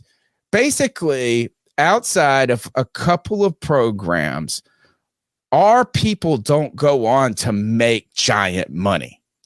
What the colleges that will win in this are the ones who have a base that then goes on to be millionaires and multi-millionaires, because then they can write a booster check that's not $10,000, but they'd be like, oh, I'll give you $150,000 today for this, right? So these colleges that then, which basically are rich people colleges, right? People who are rich that went there, who are going to be rich when they leave and make even more money and more money, they're going to win from that. And then the last point to this is to the caller is, how is this going to change football? I think it's going to change it as in people have less allegiance to a college and more allegiance to a player. I think kind of the days of just being like, oh, I cheer for Georgia, but I didn't go to Georgia and I just love Georgia and I like all of this. I think those days of that loyalty to the college are going to diminish each year. Go ahead, cover me. My daughter wants to ask me a question. Well, I mean, one of the things that I would just, again, this is sort of, well, go ahead, CK. I'll wait till Tony gets back. No, you're fine. I mean, the argument that I would have is that's pretty much what the NFL is. And that's kind of what, in my opinion, that's kind of what fantasy did to the NFL, is it made you chase players as opposed to teams. So, I mean, I don't really see that much of a divergence from that. The issue you will run into if that does become a reality, where it becomes more about the player as opposed to the team, is those incredible cultures that you see colleges that they've created. If those go away, that's just going to be such a tragedy. Those cultures and the way that they have those fan bases set up, those are going to be hard to lose out on. I mean, because there's just an incredible level of excitement when you watch game day and you see these college campuses just coming out in masses to show support for their team and all of these incredible it's inspiring to see that.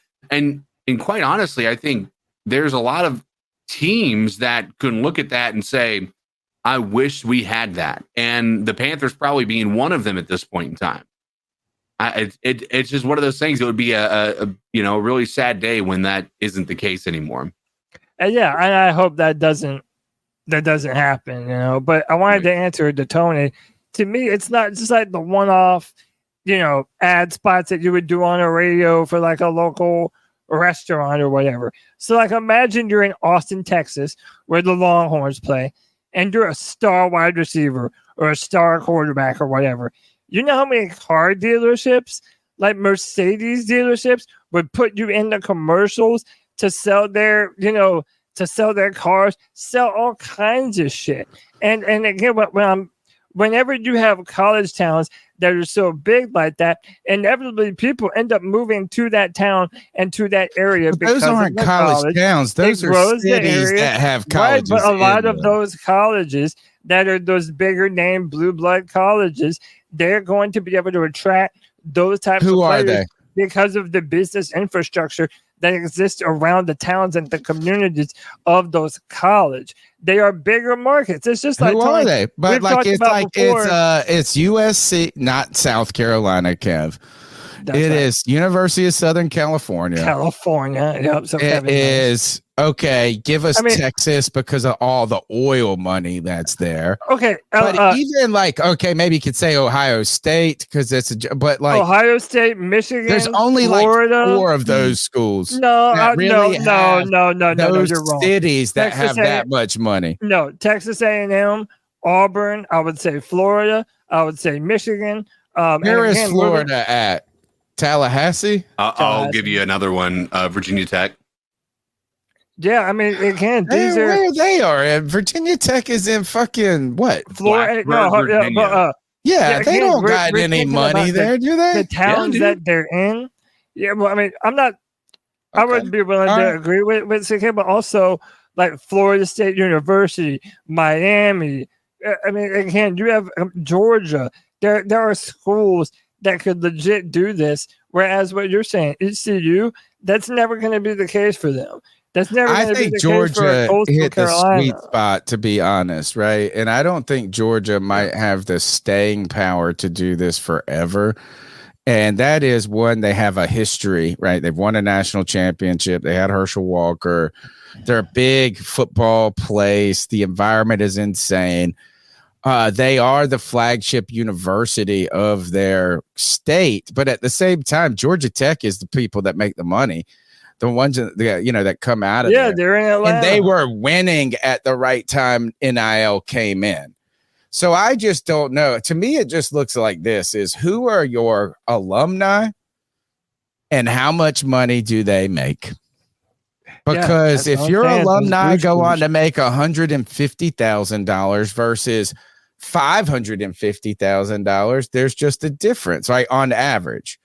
And I think that's why USC is the one that has all the power, because they got all the stars, they got the Hollywood, there's a few different places, man. Again, you'd be surprised how much business these college cities / towns do. I know, but what you're talking about too requires a city that has an economy that benefits from the college, but isn't driven by the college. Right, and also, Athens is ECU, and Clemson is. These places are, and the reason. And first of all, Alabama was nothing. Until they had a rich, long history a long time ago, but they went through the crapper for a long time. Yeah. And what Saban was able to do was to recruit, and everybody knew. Now, it's not that he couldn't recruit now. It's just now he can't keep those players on the bench annick. Yeah. And also nobody's going to be like, oh, I'm the third best quarterback on this. But no, they're like, I'm leaving. But it's like I was saying to CK, Nick Saban has audibly said this out loud. Now you're going into these recruits' house, and instead of talking about the normal things about what you would bring to the team, what the college would provide to you as a man outside of football, one of the first things that you have to address is how much money you would be able to pay them. So essentially, it's not like recruiting anymore; it's college free agency. Yeah, that's what it is. It is, and that's really the only reason it doesn't bother me more is it's inevitable. The one thing I just kind of want, and I don't know how to do it, is it feels to me that we should take college football at the minimum, right? I think maybe the other sports have a reason to stay, but I think it should almost just be able to keep the college name, but not be ultimately affiliated with the college. Right, like a completely, because it is right now is a lot of the budgets of these things, they're not paid by the taxpayer, they're paid by different things. They're ultimately, and have been for a long time, even before the NIL, semi-pro sports. Yeah, and it almost just under feels the like table, this too. is let Alabama still play at Alabama, but let's make them a business. But also keep in mind that so many of these college football stadiums hold 100,000 people. Like college football, in more ways than just the NFL, is more of an institution. It's bananas. Than professional football. So when you have all these changes, but there's these good. cultures that were around for hundreds of years. Yeah, I mean, think of football, Ohio State. Think of Michigan. It's a Michigan's the different thing biggest now out of when you're all of talking them. about it, because people are feeling like their traditions, that this is going to ruin everything, that it's going to ruin recruiting in college football. And a lot of coaches have been saying this for a while, but we'll see. I think we're going to change. See, and look, I can divert this to a different, and we're not going to go down this hill, but basically, as someone who is works in higher education myself, I'm ultimately, and I haven't. If I was going to go get my PhD, I'd probably write it on something like this: is like the collapse of university systems on the horizon. And I don't mean is that colleges are going to go away. I think distance education ultimately is forced a consolidation of things, like as prices for universities have gone up so much, people are making. And I feel like this is that, in the parallel I want to make to NIL is that ultimately I think we're going to see a consolidation over the next 20 years of college football. And that is, there will be some of these schools that'll be able to hang on to their programs. Yeah. I think there's going to be some of the schools kind of like ECU who are in these other conferences that make money, right? That there is a real following and desire. I think they're ultimately going to have to break off into their own league. And break away, right? Because there's no it's like this is you're almost going to have, and look, the SEC is working towards this. Yeah, right? But did you think that it's going to be a scenario where okay, don't go to the NFL, just stay here at Alabama, and we're going to keep on paying you? Because then I wouldn't doubt that one bit. No, but I'll tell you why I would. The NFL will not let that happen, because college football is literally how the NFL replenishes its talent. Sure. No, I don't think they're going to be able to go forever, right? I just don't think that they're going to make it a league that is semi-pro to where you could be a lifelong minor leaguer, right? But I do think I think if I'm a player and I'm one of the top players in college football, I might consider what was the rush for some of these kids to go to the NFL when they were 20 and 21? It was just because they were going to be a top draft pick. Now, I mean, the top draft pick and the money was the incentive. And now if you're getting paid equivalent, in some ways, I'm hoping that it might help the players come in more. They don't come in too young. They come in with everything that you just said makes my stomach turn.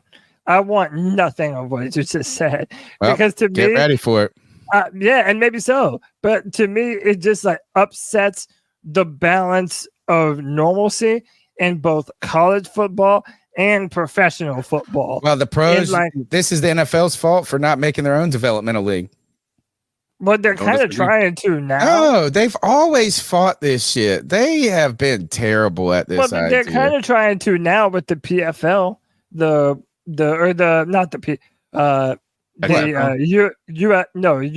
Euro. Yeah. No, the one that the Rock. But Matt Corral. All that shit is not home.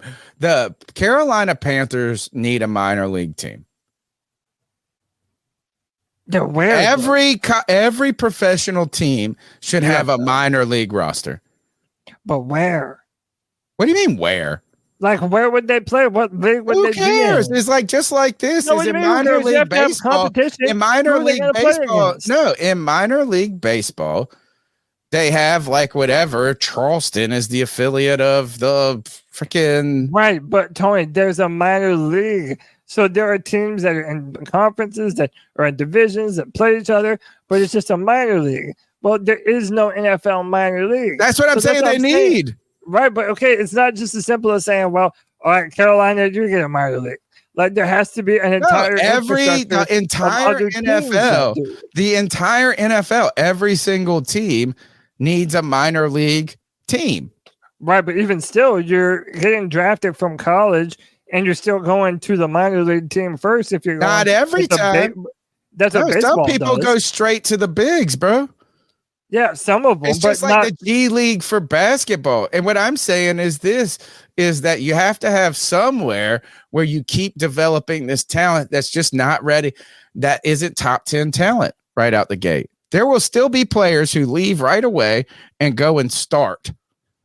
But then there's going to be players that are going to be developmental players who could be a great offensive guard in 2 years, and they go play in the minor leagues and they get called up. Yeah, but then I still think they should just work their way up the roster the old-fashioned way. They can't because there's only 53 spots. You can't. Yeah. That's the whole point. What do these guys do when they don't make the roster, Cody? Their career just is over. Yeah. Well, yeah, but also look at what Kevin is saying, too. You only have a certain amount of time to play football. You're going to go from, college and then to go play more minor league? Or it might be an opportunity for kids to circumvent the college system. I don't know. But I think you're going to have a mix of players coming out of high school that are looking to join, but also a bunch of college players. But that's think of the difference in body types between a 20-year-old and a 25-year-old. Well, that's what I've been trying to tell you, but you've been drafting. You drafted Brian Burns when he was 20. You didn't care about that then. Again, you just told me Bryce Young was so incredible because he was 21. If you're coming right out of high school, you're 18. Right, you're not ready to play against. You're ready to play against college football players, and they're ultimately just about that league. Okay. I just think there's too many. The NFL could benefit from it, but it's never going to work. It's never going to work the way they're doing it now, where they're hoping somebody else does it for them. Right. They're hoping the XFL does it. They're hoping the AAF does it, or AFL or whatever the fuck it was called, because it's not going to make money. It's like the G League. The G League don't fucking make money, but it makes the NBA better over time. So, but you're right. Maybe the length of career is the issue with that. Let's take another call. Only 2 more to go. Yeah. Hey, what's going on? C3. What's up? Cody, Professor, CK. What's up, Al? I think that paying these players, they need to get percentage of something, but just to pay them over like this, it's gonna turn it into like it's gonna be a one division league. Whoever can pay the most, and that's gonna be the division. And then I think that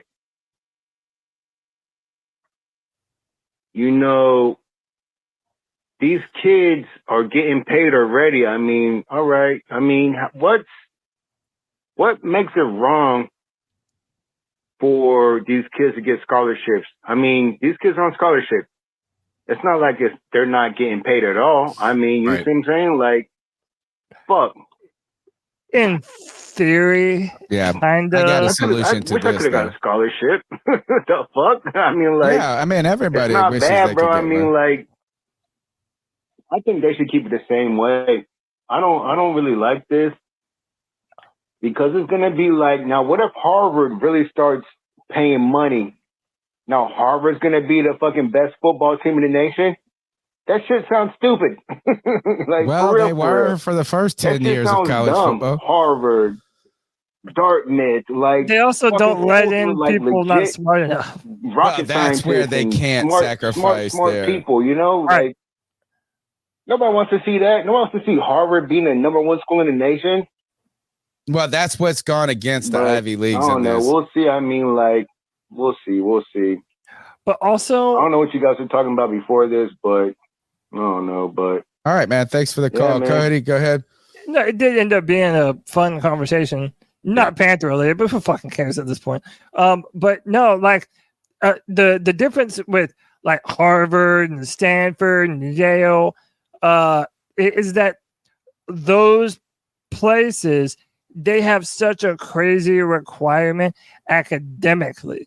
Which is why they've had trouble in basketball, even. Right, that's what I'm saying. Like if you know, it wasn't made enough of how Christian McCaffrey went to Stanford. Like, that's a smart dude.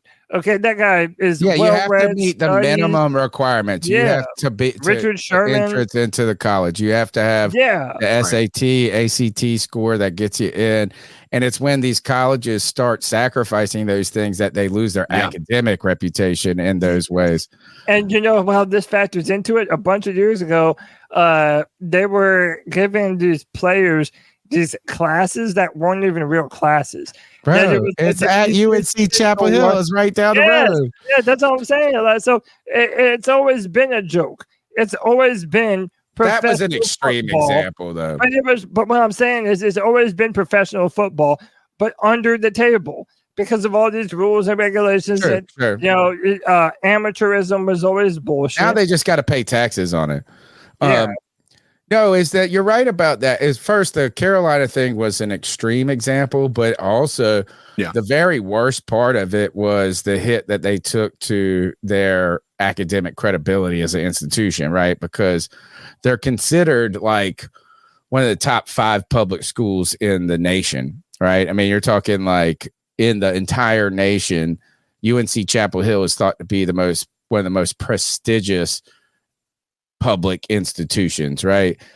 So the Ivy Leagues, they do have that component, that barrier, right? Like when you go to these places, that's what they were built for. So you got to have a 50. So the basketball player has to meet that standard. So that will rule them out. That's a good point with that. The thing about the academics, and even at any school or good school, it's not that it's just a fraud or it's a complete fraud. Like, it's not like they're taking fake classes or that the coaches are calling up. They what they do is they give them incredible resources of tutoring and things like this that other people probably don't have. But they also end up getting bullshit degrees, right? It's like, here, take basically, ultimately, it's like, think of just taking home ec all the time, right? It's like, we're going to find the cupcake teacher with the cupcake class with the this and that. The solution for that, though, and that's why I get in the scholarship just isn't as cool as what people try to make it out to be, because you're really not a person who gets an academic scholarship. They get a ride and then they go to school.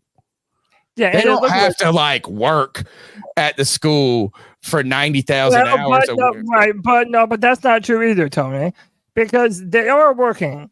They're working at football. No. What I'm saying is a kid who just gets a complete academic scholarship who's not an athlete. They don't have to go and performance, like they just go and do the books. Yeah, and they devote all their time. Yeah, so it's not just like a regular academic scholarship where a kid just got it because he was low income and was really bright, and we want to give this and we give him this. That's just not how it is. The solutions in this, or I think it is. And I heard this from a former, so I didn't come up with my own. I heard it from a former athlete, is a voucher system. And that is here. Come play football, and we give you 4 years of a scholarship that you can use later on in your life. Yeah. So you do get the scholarship. Imagine these pro football players who go back, you see them and they'll be like, oh, I graduated from whatever. Right. Yeah. Imagine the degree they could get if they're retired. Or say you fizzled out and you didn't make it to the NFL, which is most of these people, right? You're done playing college sports. You've grown up a little bit. You've worked a couple of years and you go, you know what? I really want to make the most of this. A voucher, a 4-year voucher, say, hey, you can use this scholarship anytime over the next 20 years. That's the solution. Yeah. It's going to be interesting to see how it goes. Like I said, I don't love any of those changes that not only that you proposed, but it's just being proposed. What do you mean? You don't like the voucher system? Well, what's wrong with that? I don't know. It's just because then they don't have to take fake classes. We know they're college. We know they're athletes. But still, if you're saying, okay, well, yeah, you can come back and get your degree later. Then again, the school aspect of it is just bullshit. Like you it's are always there. been bullshit. This would actually but make the school part more that valuable. doesn't change. Like, what does that voucher do for me? If I go, what it does is later on in life, you could get a meaningful degree. Not just once for show. Yeah, but you could do that now.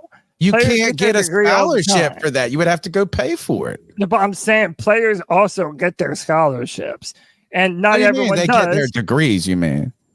Right. Yeah, but you're thinking of the player who makes it to the show, to the league. 95% of these guys aren't going to the pros, Cody. The star at Clemson, most of them are not going to make it in the NFL. So it's like, yeah, we can look at Richard Sherman. We can look at these other guys, but they're the anomalies. But Tony, what do the colleges get from the vouchers? Because you're not. They got a player. But listen, you're getting a player. But as a university, you're trying to get your graduation numbers up and show how many students you're graduating. If you have a bunch of people, talking 200 out of 30,000. If you have a bunch of people, if they leave for the NFL, they don't graduate. But again, you're not just talking about football, Tony. You're talking about all of college athletics, from gymnastics to baseball. Well, I think you can handle different sports differently. Well, but again, is that what's fair for one sport? And what's fair for the other? I can tell you this is the football is different than lacrosse. Again, but if you're going there for that sport and you end up going professional in that sport, and then you add all of those sports together, now those universities are no longer graduating those players. Bro, I tell you this is 95%. Man, if we really look at the statistics, I actually work in higher academics. I promise you that is a drop in the bucket in statistics of graduation rates. You're talking about 90 players on a football team, and you're talking 30,000 students at East Carolina University. That's not moving the fucking needle, bro. If anything, you're moving the needle later on because they'll actually graduate at some point. Most of these college athletes, well, I guess now because they're chasing the extra year. Even if you give them a voucher, they're not ever guaranteed to use it. I mean, maybe they will, but it also doesn't mean shit. What I'm saying is it would be more mean. The people that say, oh, you're getting something out of this is like the person, the old school guy who has told us forever is, oh, we're giving you an opportunity for an education. Bullshit. It's fucking not real. It's a farce when it comes to the high-end athletics. Okay, so maybe if you're talking about a lacrosse player, but guess what? They don't give out full rides for lacrosse.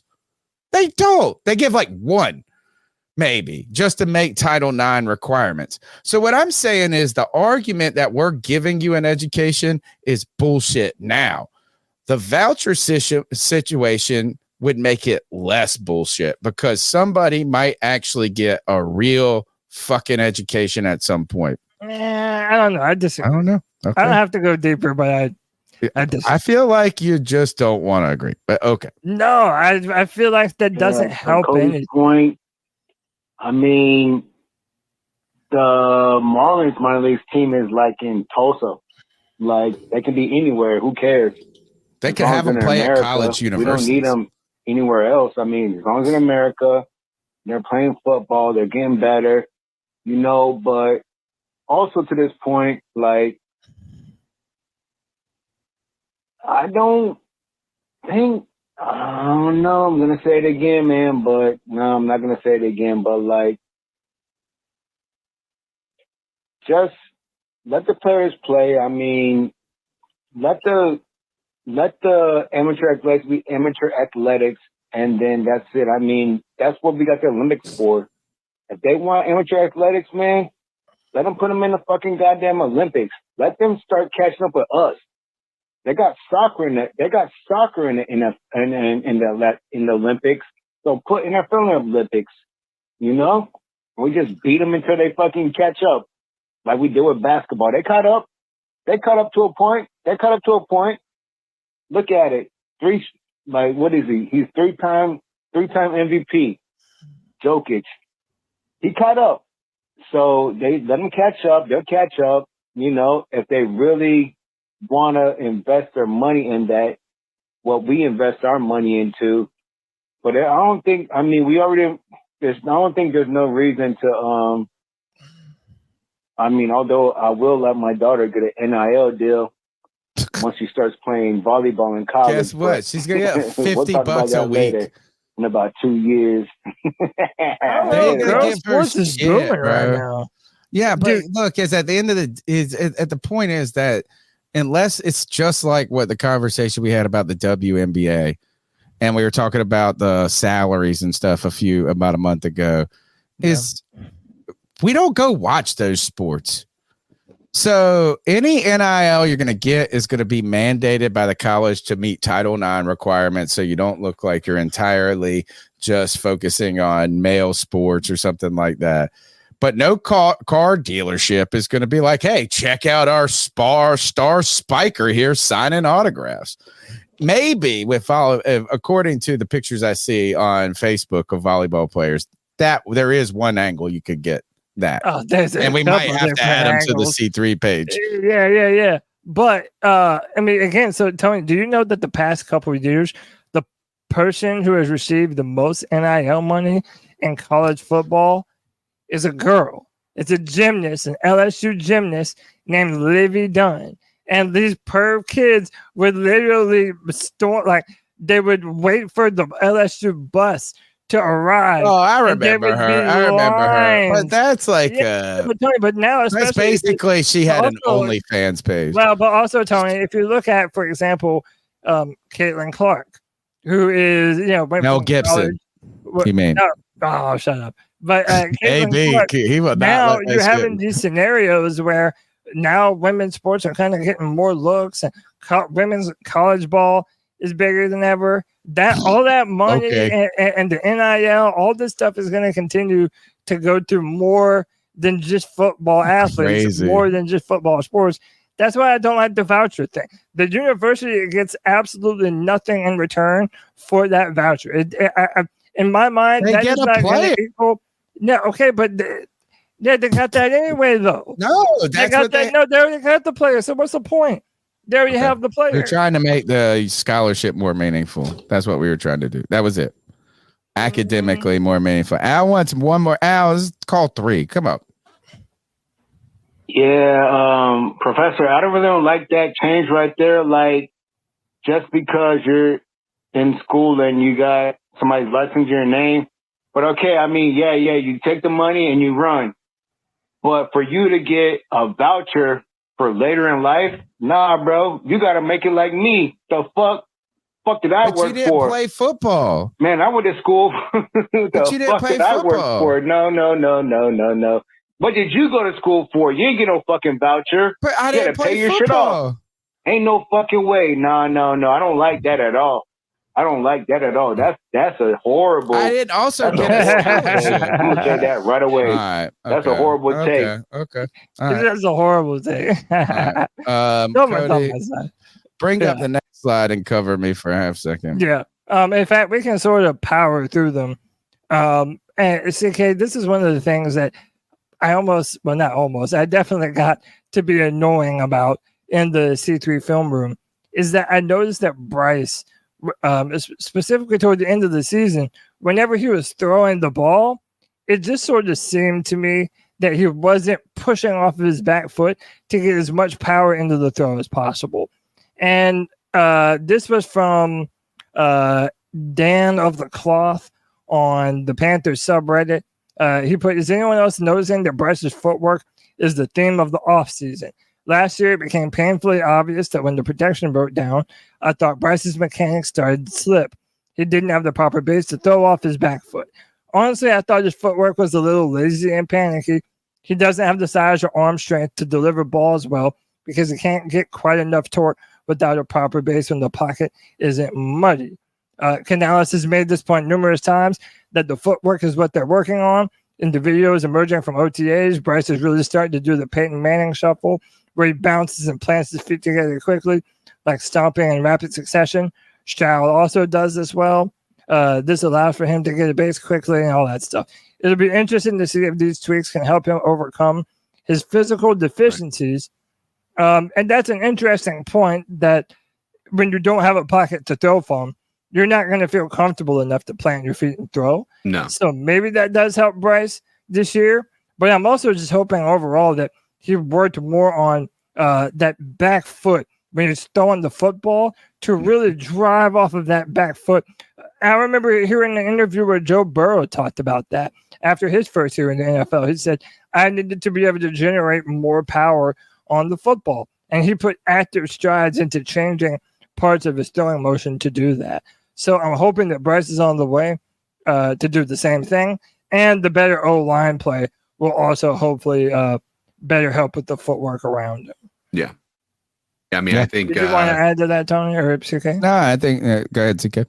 I was just going to say, I mean, I think that we can all agree that Bryce had things that he needed to improve on. I don't think that's a surprise to anybody. I just think at this point in time, he's approaching it the way that Dave Canales has so far in this offseason. I think has been he hasn't sugarcoated things when it comes to Bryce. He's been, pretty straight up in saying that there's things that he needs to improve on, but he's done it in a way that will, overwhelmingly be seen as a positive move in the right direction. Every single quarterback has something they're going to be working on in the offseason. You could probably nitpick even Patrick Mahomes and certain things that he's done. The difference is he won. And that's the only reason you're not nitpicking him, is just like he's the only one that hasn't been nitpicked on any mechanics or anything, because each and every year. Actually, but did you see came in with fat belly? Yeah. But it was stupid to me. He's always had a dad bod. Yeah. He's never been tricked. He's off limits until he's not, right? Like he's the guy. CK, I think you're right though, is every quarterback first of all has anything to even veterans, you know what I'm saying? To me though, when I looked at Bryce, I didn't go, oh, his football works. Look, I think we saw that he fucking had zero time. So we'll just see is like, yes, his footwork is always going to be important. It's important for every quarterback at any moment. But I almost it's like a nothing burger story to me in some ways, because it's like, well, how can you have good footwork when you have a terrible offensive line? Argument would be that that's when you have to have footwork more than any other time. Right. Like if not having proper footwork while a collapsing pocket is taking place is almost a guarantee that you're going to be throwing ducks or, not really being able to drive the ball where you need it to be, especially, past, tackles with their hands up, things like that. So yeah, that's a good point. I think the other thing it's too, hard though, to develop it when that's happening. That's the problem. Yes. Now that's a great point. Is like, how do you improve something when you're under fire, basically? Yeah. I think the other thing too is that, and I just try to remember, even with like the Mingo conversation, this is while we want all these guys to be awesome from day one, I don't want their best product on day one. I want them to be better in 5 years. So like, if he's not improving his footwork, if he's not improving as a quarterback, that means he was at his apex of what he could be. Yeah. All right. Next. Let's just go through. We're about done. Yep. This is insane. Again, from Reddit. Reddit were talking about how tickets to Germany, even the mid-level seats, are between $1,500 to $2,000. That's absurd. C3 trip to Munich. When the ticket price, look, the most expensive part to go into Europe should be the plane ticket. Yeah. Right, is like every trip, the destination, is the travel is the most important. Like, is a sandwich in Paris doesn't cost that much more than a sandwich in, where in Charlotte, right? Okay, it might be $2 more, but it's $1,000 plane ticket. That's the expensive part of getting there. Argument would say that when you look at the comparison right here, they talk about the London trip that was in 2019, and I think the world has changed in a drastic way. I think Europe and many of these other countries are seeing what is happening in what some, what I think they might be looking at things like the Super Bowl costs and things like that. And I think it makes it an easy decision to go that route. If that's real, if those are the actual prices for just the game tickets, what kind of Germans paying that shit? There's not. I think they're banking on Americans traveling to Germany and paying for that. Well, but also it is, They picked the wrong it fucking is, teams. but it's a rarity over there. There is a big German market out there for the NFL, but since there isn't that many games, maybe that's how they justify it. I think it'll be the mixture of rarity for the German market and the amount of people that are going to be flying into Germany to see.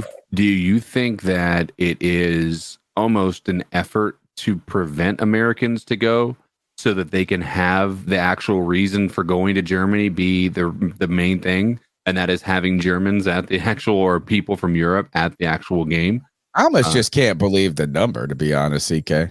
I mean, to be honest with you, the fact that those are essentially the same price for nosebleeds as a Super Bowl is a wild thought. And that's a cheap seat. Like, that's if you're getting lucky. So I like follow on like different, Reddit or something like this about like, I'll read, maybe it's the algorithm about inflation stuff and things like this, but I see a lot of Europeans, particularly people from Great Britain, commenting about this a lot. Is like, they don't go out to eat like Americans, right? Like, they are talking about like how much they spend on their weekly budget, and stuff like this, and it's so much less. And I saw, and sure, these are what are they, anecdotal references, just to one-offs, but it's like a guy's like, we go out twice a month to dinner.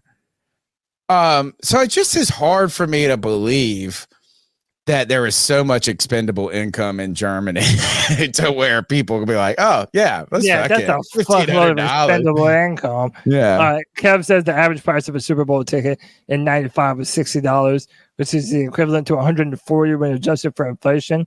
Live games ain't for the common man. That's true. That's true. I'm just surprised this number. When I saw that figure, I just felt like, how the hell? Say mid to lower bowl. It didn't talk about the nosebleeds on that, did it? It's just expensive as fuck. Yeah, that's still. But then imagine what the nosebleeds are. They're $600 to $700. What's the most you've ever spent for a ticket?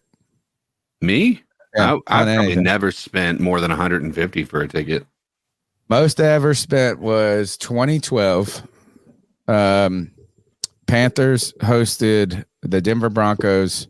Peyton Manning coming to town. We sat like in the lower level in a corner. $250 a ticket. And the reason we had that is because for the last 2 years we had sat in the low. I've always been a upper deck guy when it comes to Panthers, right? But when we were terrible in 2010, we got these cheap ass tickets to see the Saints, and we sat on the 45-yard line at like in the 6th row for like 45, but like 60. It was like dirt. It was awesome. I mean, the game sucked. We got beat 33-3 or some shit like that or whatever.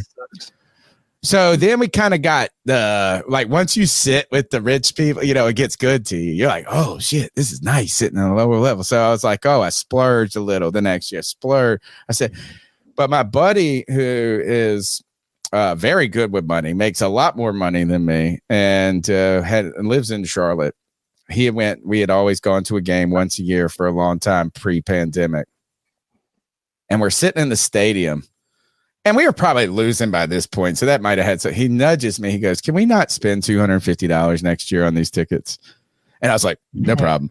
But I was like, the guy who made more money than me, had more expendable income, was like, ugh, this is a little outside my range. Yeah. They're so crazy expensive, man.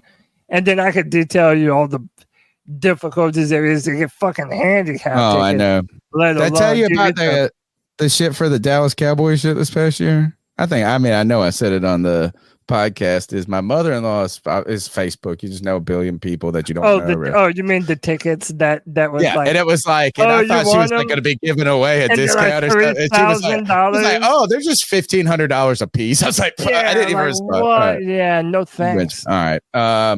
Next up, interesting. So this was pretty interesting news that it appears as though the NFL is trying to do away with OTAs. This is from the Players Association is. Yeah, well, so the NFL Players Association is working to finalize a proposal to overhaul the offseason starting as soon as 2025, eliminating voluntary on-field workouts in the spring in favor of a longer training camp ramp-up, with players reporting in mid-June to early July per sources. The union has been seeking feedback on the plan from players. A majority of whom support the change, a source says. A formal proposal is expected this summer. Off-season work rules are collectively bargained, and any changes would require an agreement by the NFL and with the NFL. Under new leadership, the NFLPA has consulted medical and performance experts in hope of creating common sense solutions for reducing injuries, maximizing player recovery time. Virtual classroom would still be permitted in the spring, but no practice until camp. The NFLPA push for a revised offseason isn't directly tied to an 18-game season. However, it's worth noting a longer schedule would further shorten the time between the season and training camp. Another reason consolidating players' time off into one long break would make sense. I saw Daniel Jeremiah said that if you're a family man, this would really suck, because then when your kids are out of school, you're still having to report, like when they're on their vacation or whatever, or that they'd be on the vacation. It was one of the other ones. Like they would cross up with each other in a way where either one would be in school and one would be at training camp. I don't know. I continue to hear Roger Goodell talk about them wanting to take away preseason games. I feel like a lot of changes are coming to the format of the offseason. Yeah, I mean, I don't know how much. I just think it's beneficial for these players to interact with the coaching staff. So if they can do the classroom stuff, and you're like, really, to be honest, I don't know how much 3 days of trying to do something in physical format is real, and with such a long break is actually, it might be better for the teams to be together for a longer period of time. Yeah. Than not. And so, who cares?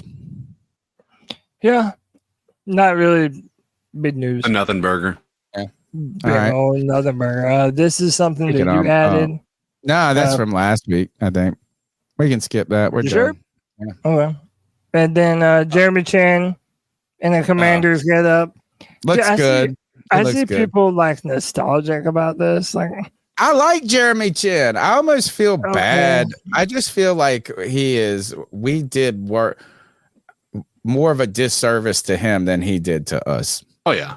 I don't think that's really much debate on that, to be honest with you. And then we have a Frenchman. Also last week. Let's not even talk about it. That's it. Yeah, that's the show. We just like some fools up and get out of here. You're listening to the C3 Panthers Podcast, brought to you by CarolinaCatChronicles.com, where every Tuesday night we chop up the latest Panthers news and opinions from the fan perspective. Thank you for being a part of the show. Thank you for your calls. Thank you for your time. Now it's time to ice some fools up. It's our moment where we get to step outside the bounds of football or stay within the bounds of football and tell someone to ice up, toughen up, get it together. Let's go, Cody. Let's get it.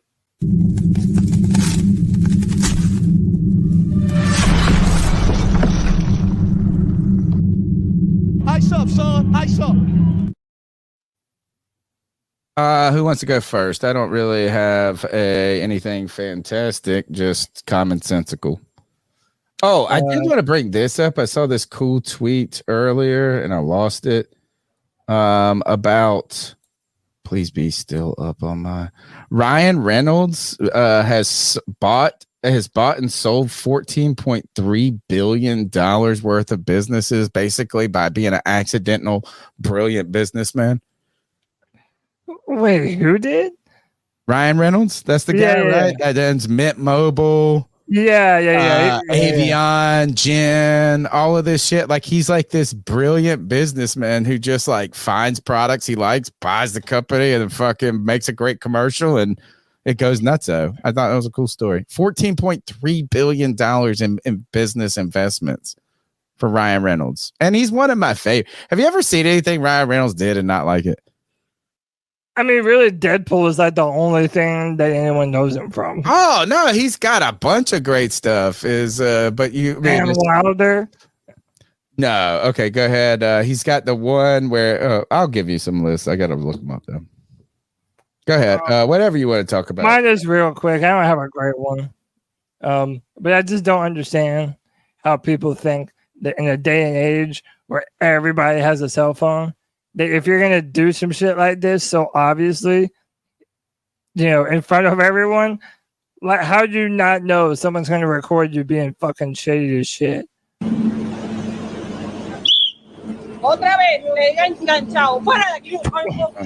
And then he gets mad that they got caught, and she tries to swag at the person filming. No pegues. Le estaba robando a la chica. Le estaba robando. Ella te estaba robando.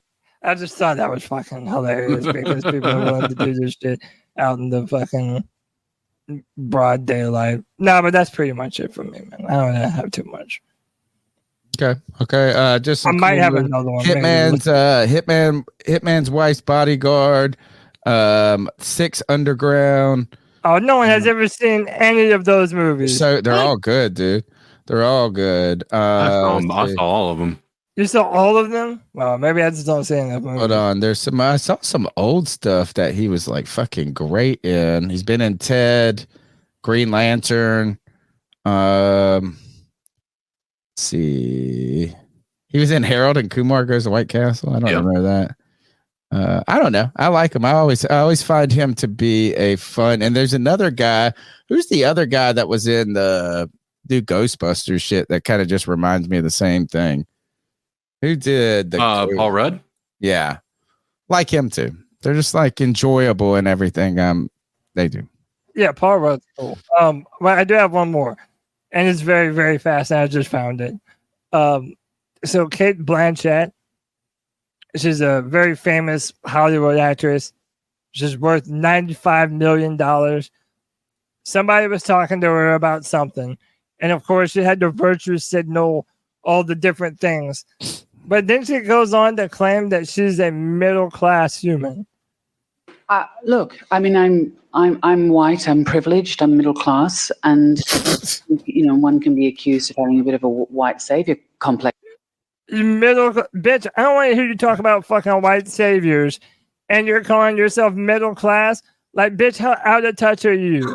He's like, Ryan Reynolds owns $14.3 billion investments. I'm fucking middle class.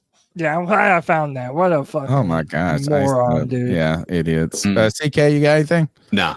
All right, my ice up pick, and I just didn't have one. I was unprepared, but I'm just gonna ice up all of the Democratic Party and Joe Biden and all of this, simply because Trump's polling numbers are just going up. Dude, I saw it's like these guys can't do the last one I saw was 51 to 38 for Trump, dude. It's like they got this style going on. They got all of this and these mugs.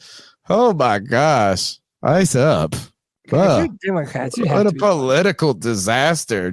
And I don't care about the politics of it. I don't care a single thing about policy or anything.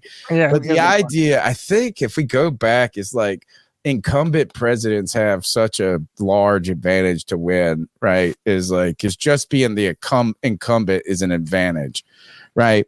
Okay. We could say it's not always. These mugs I don't even know. It's like, bro, it's honestly embarrassing. It is like a disaster. Dude, I have a buddy named Brandon.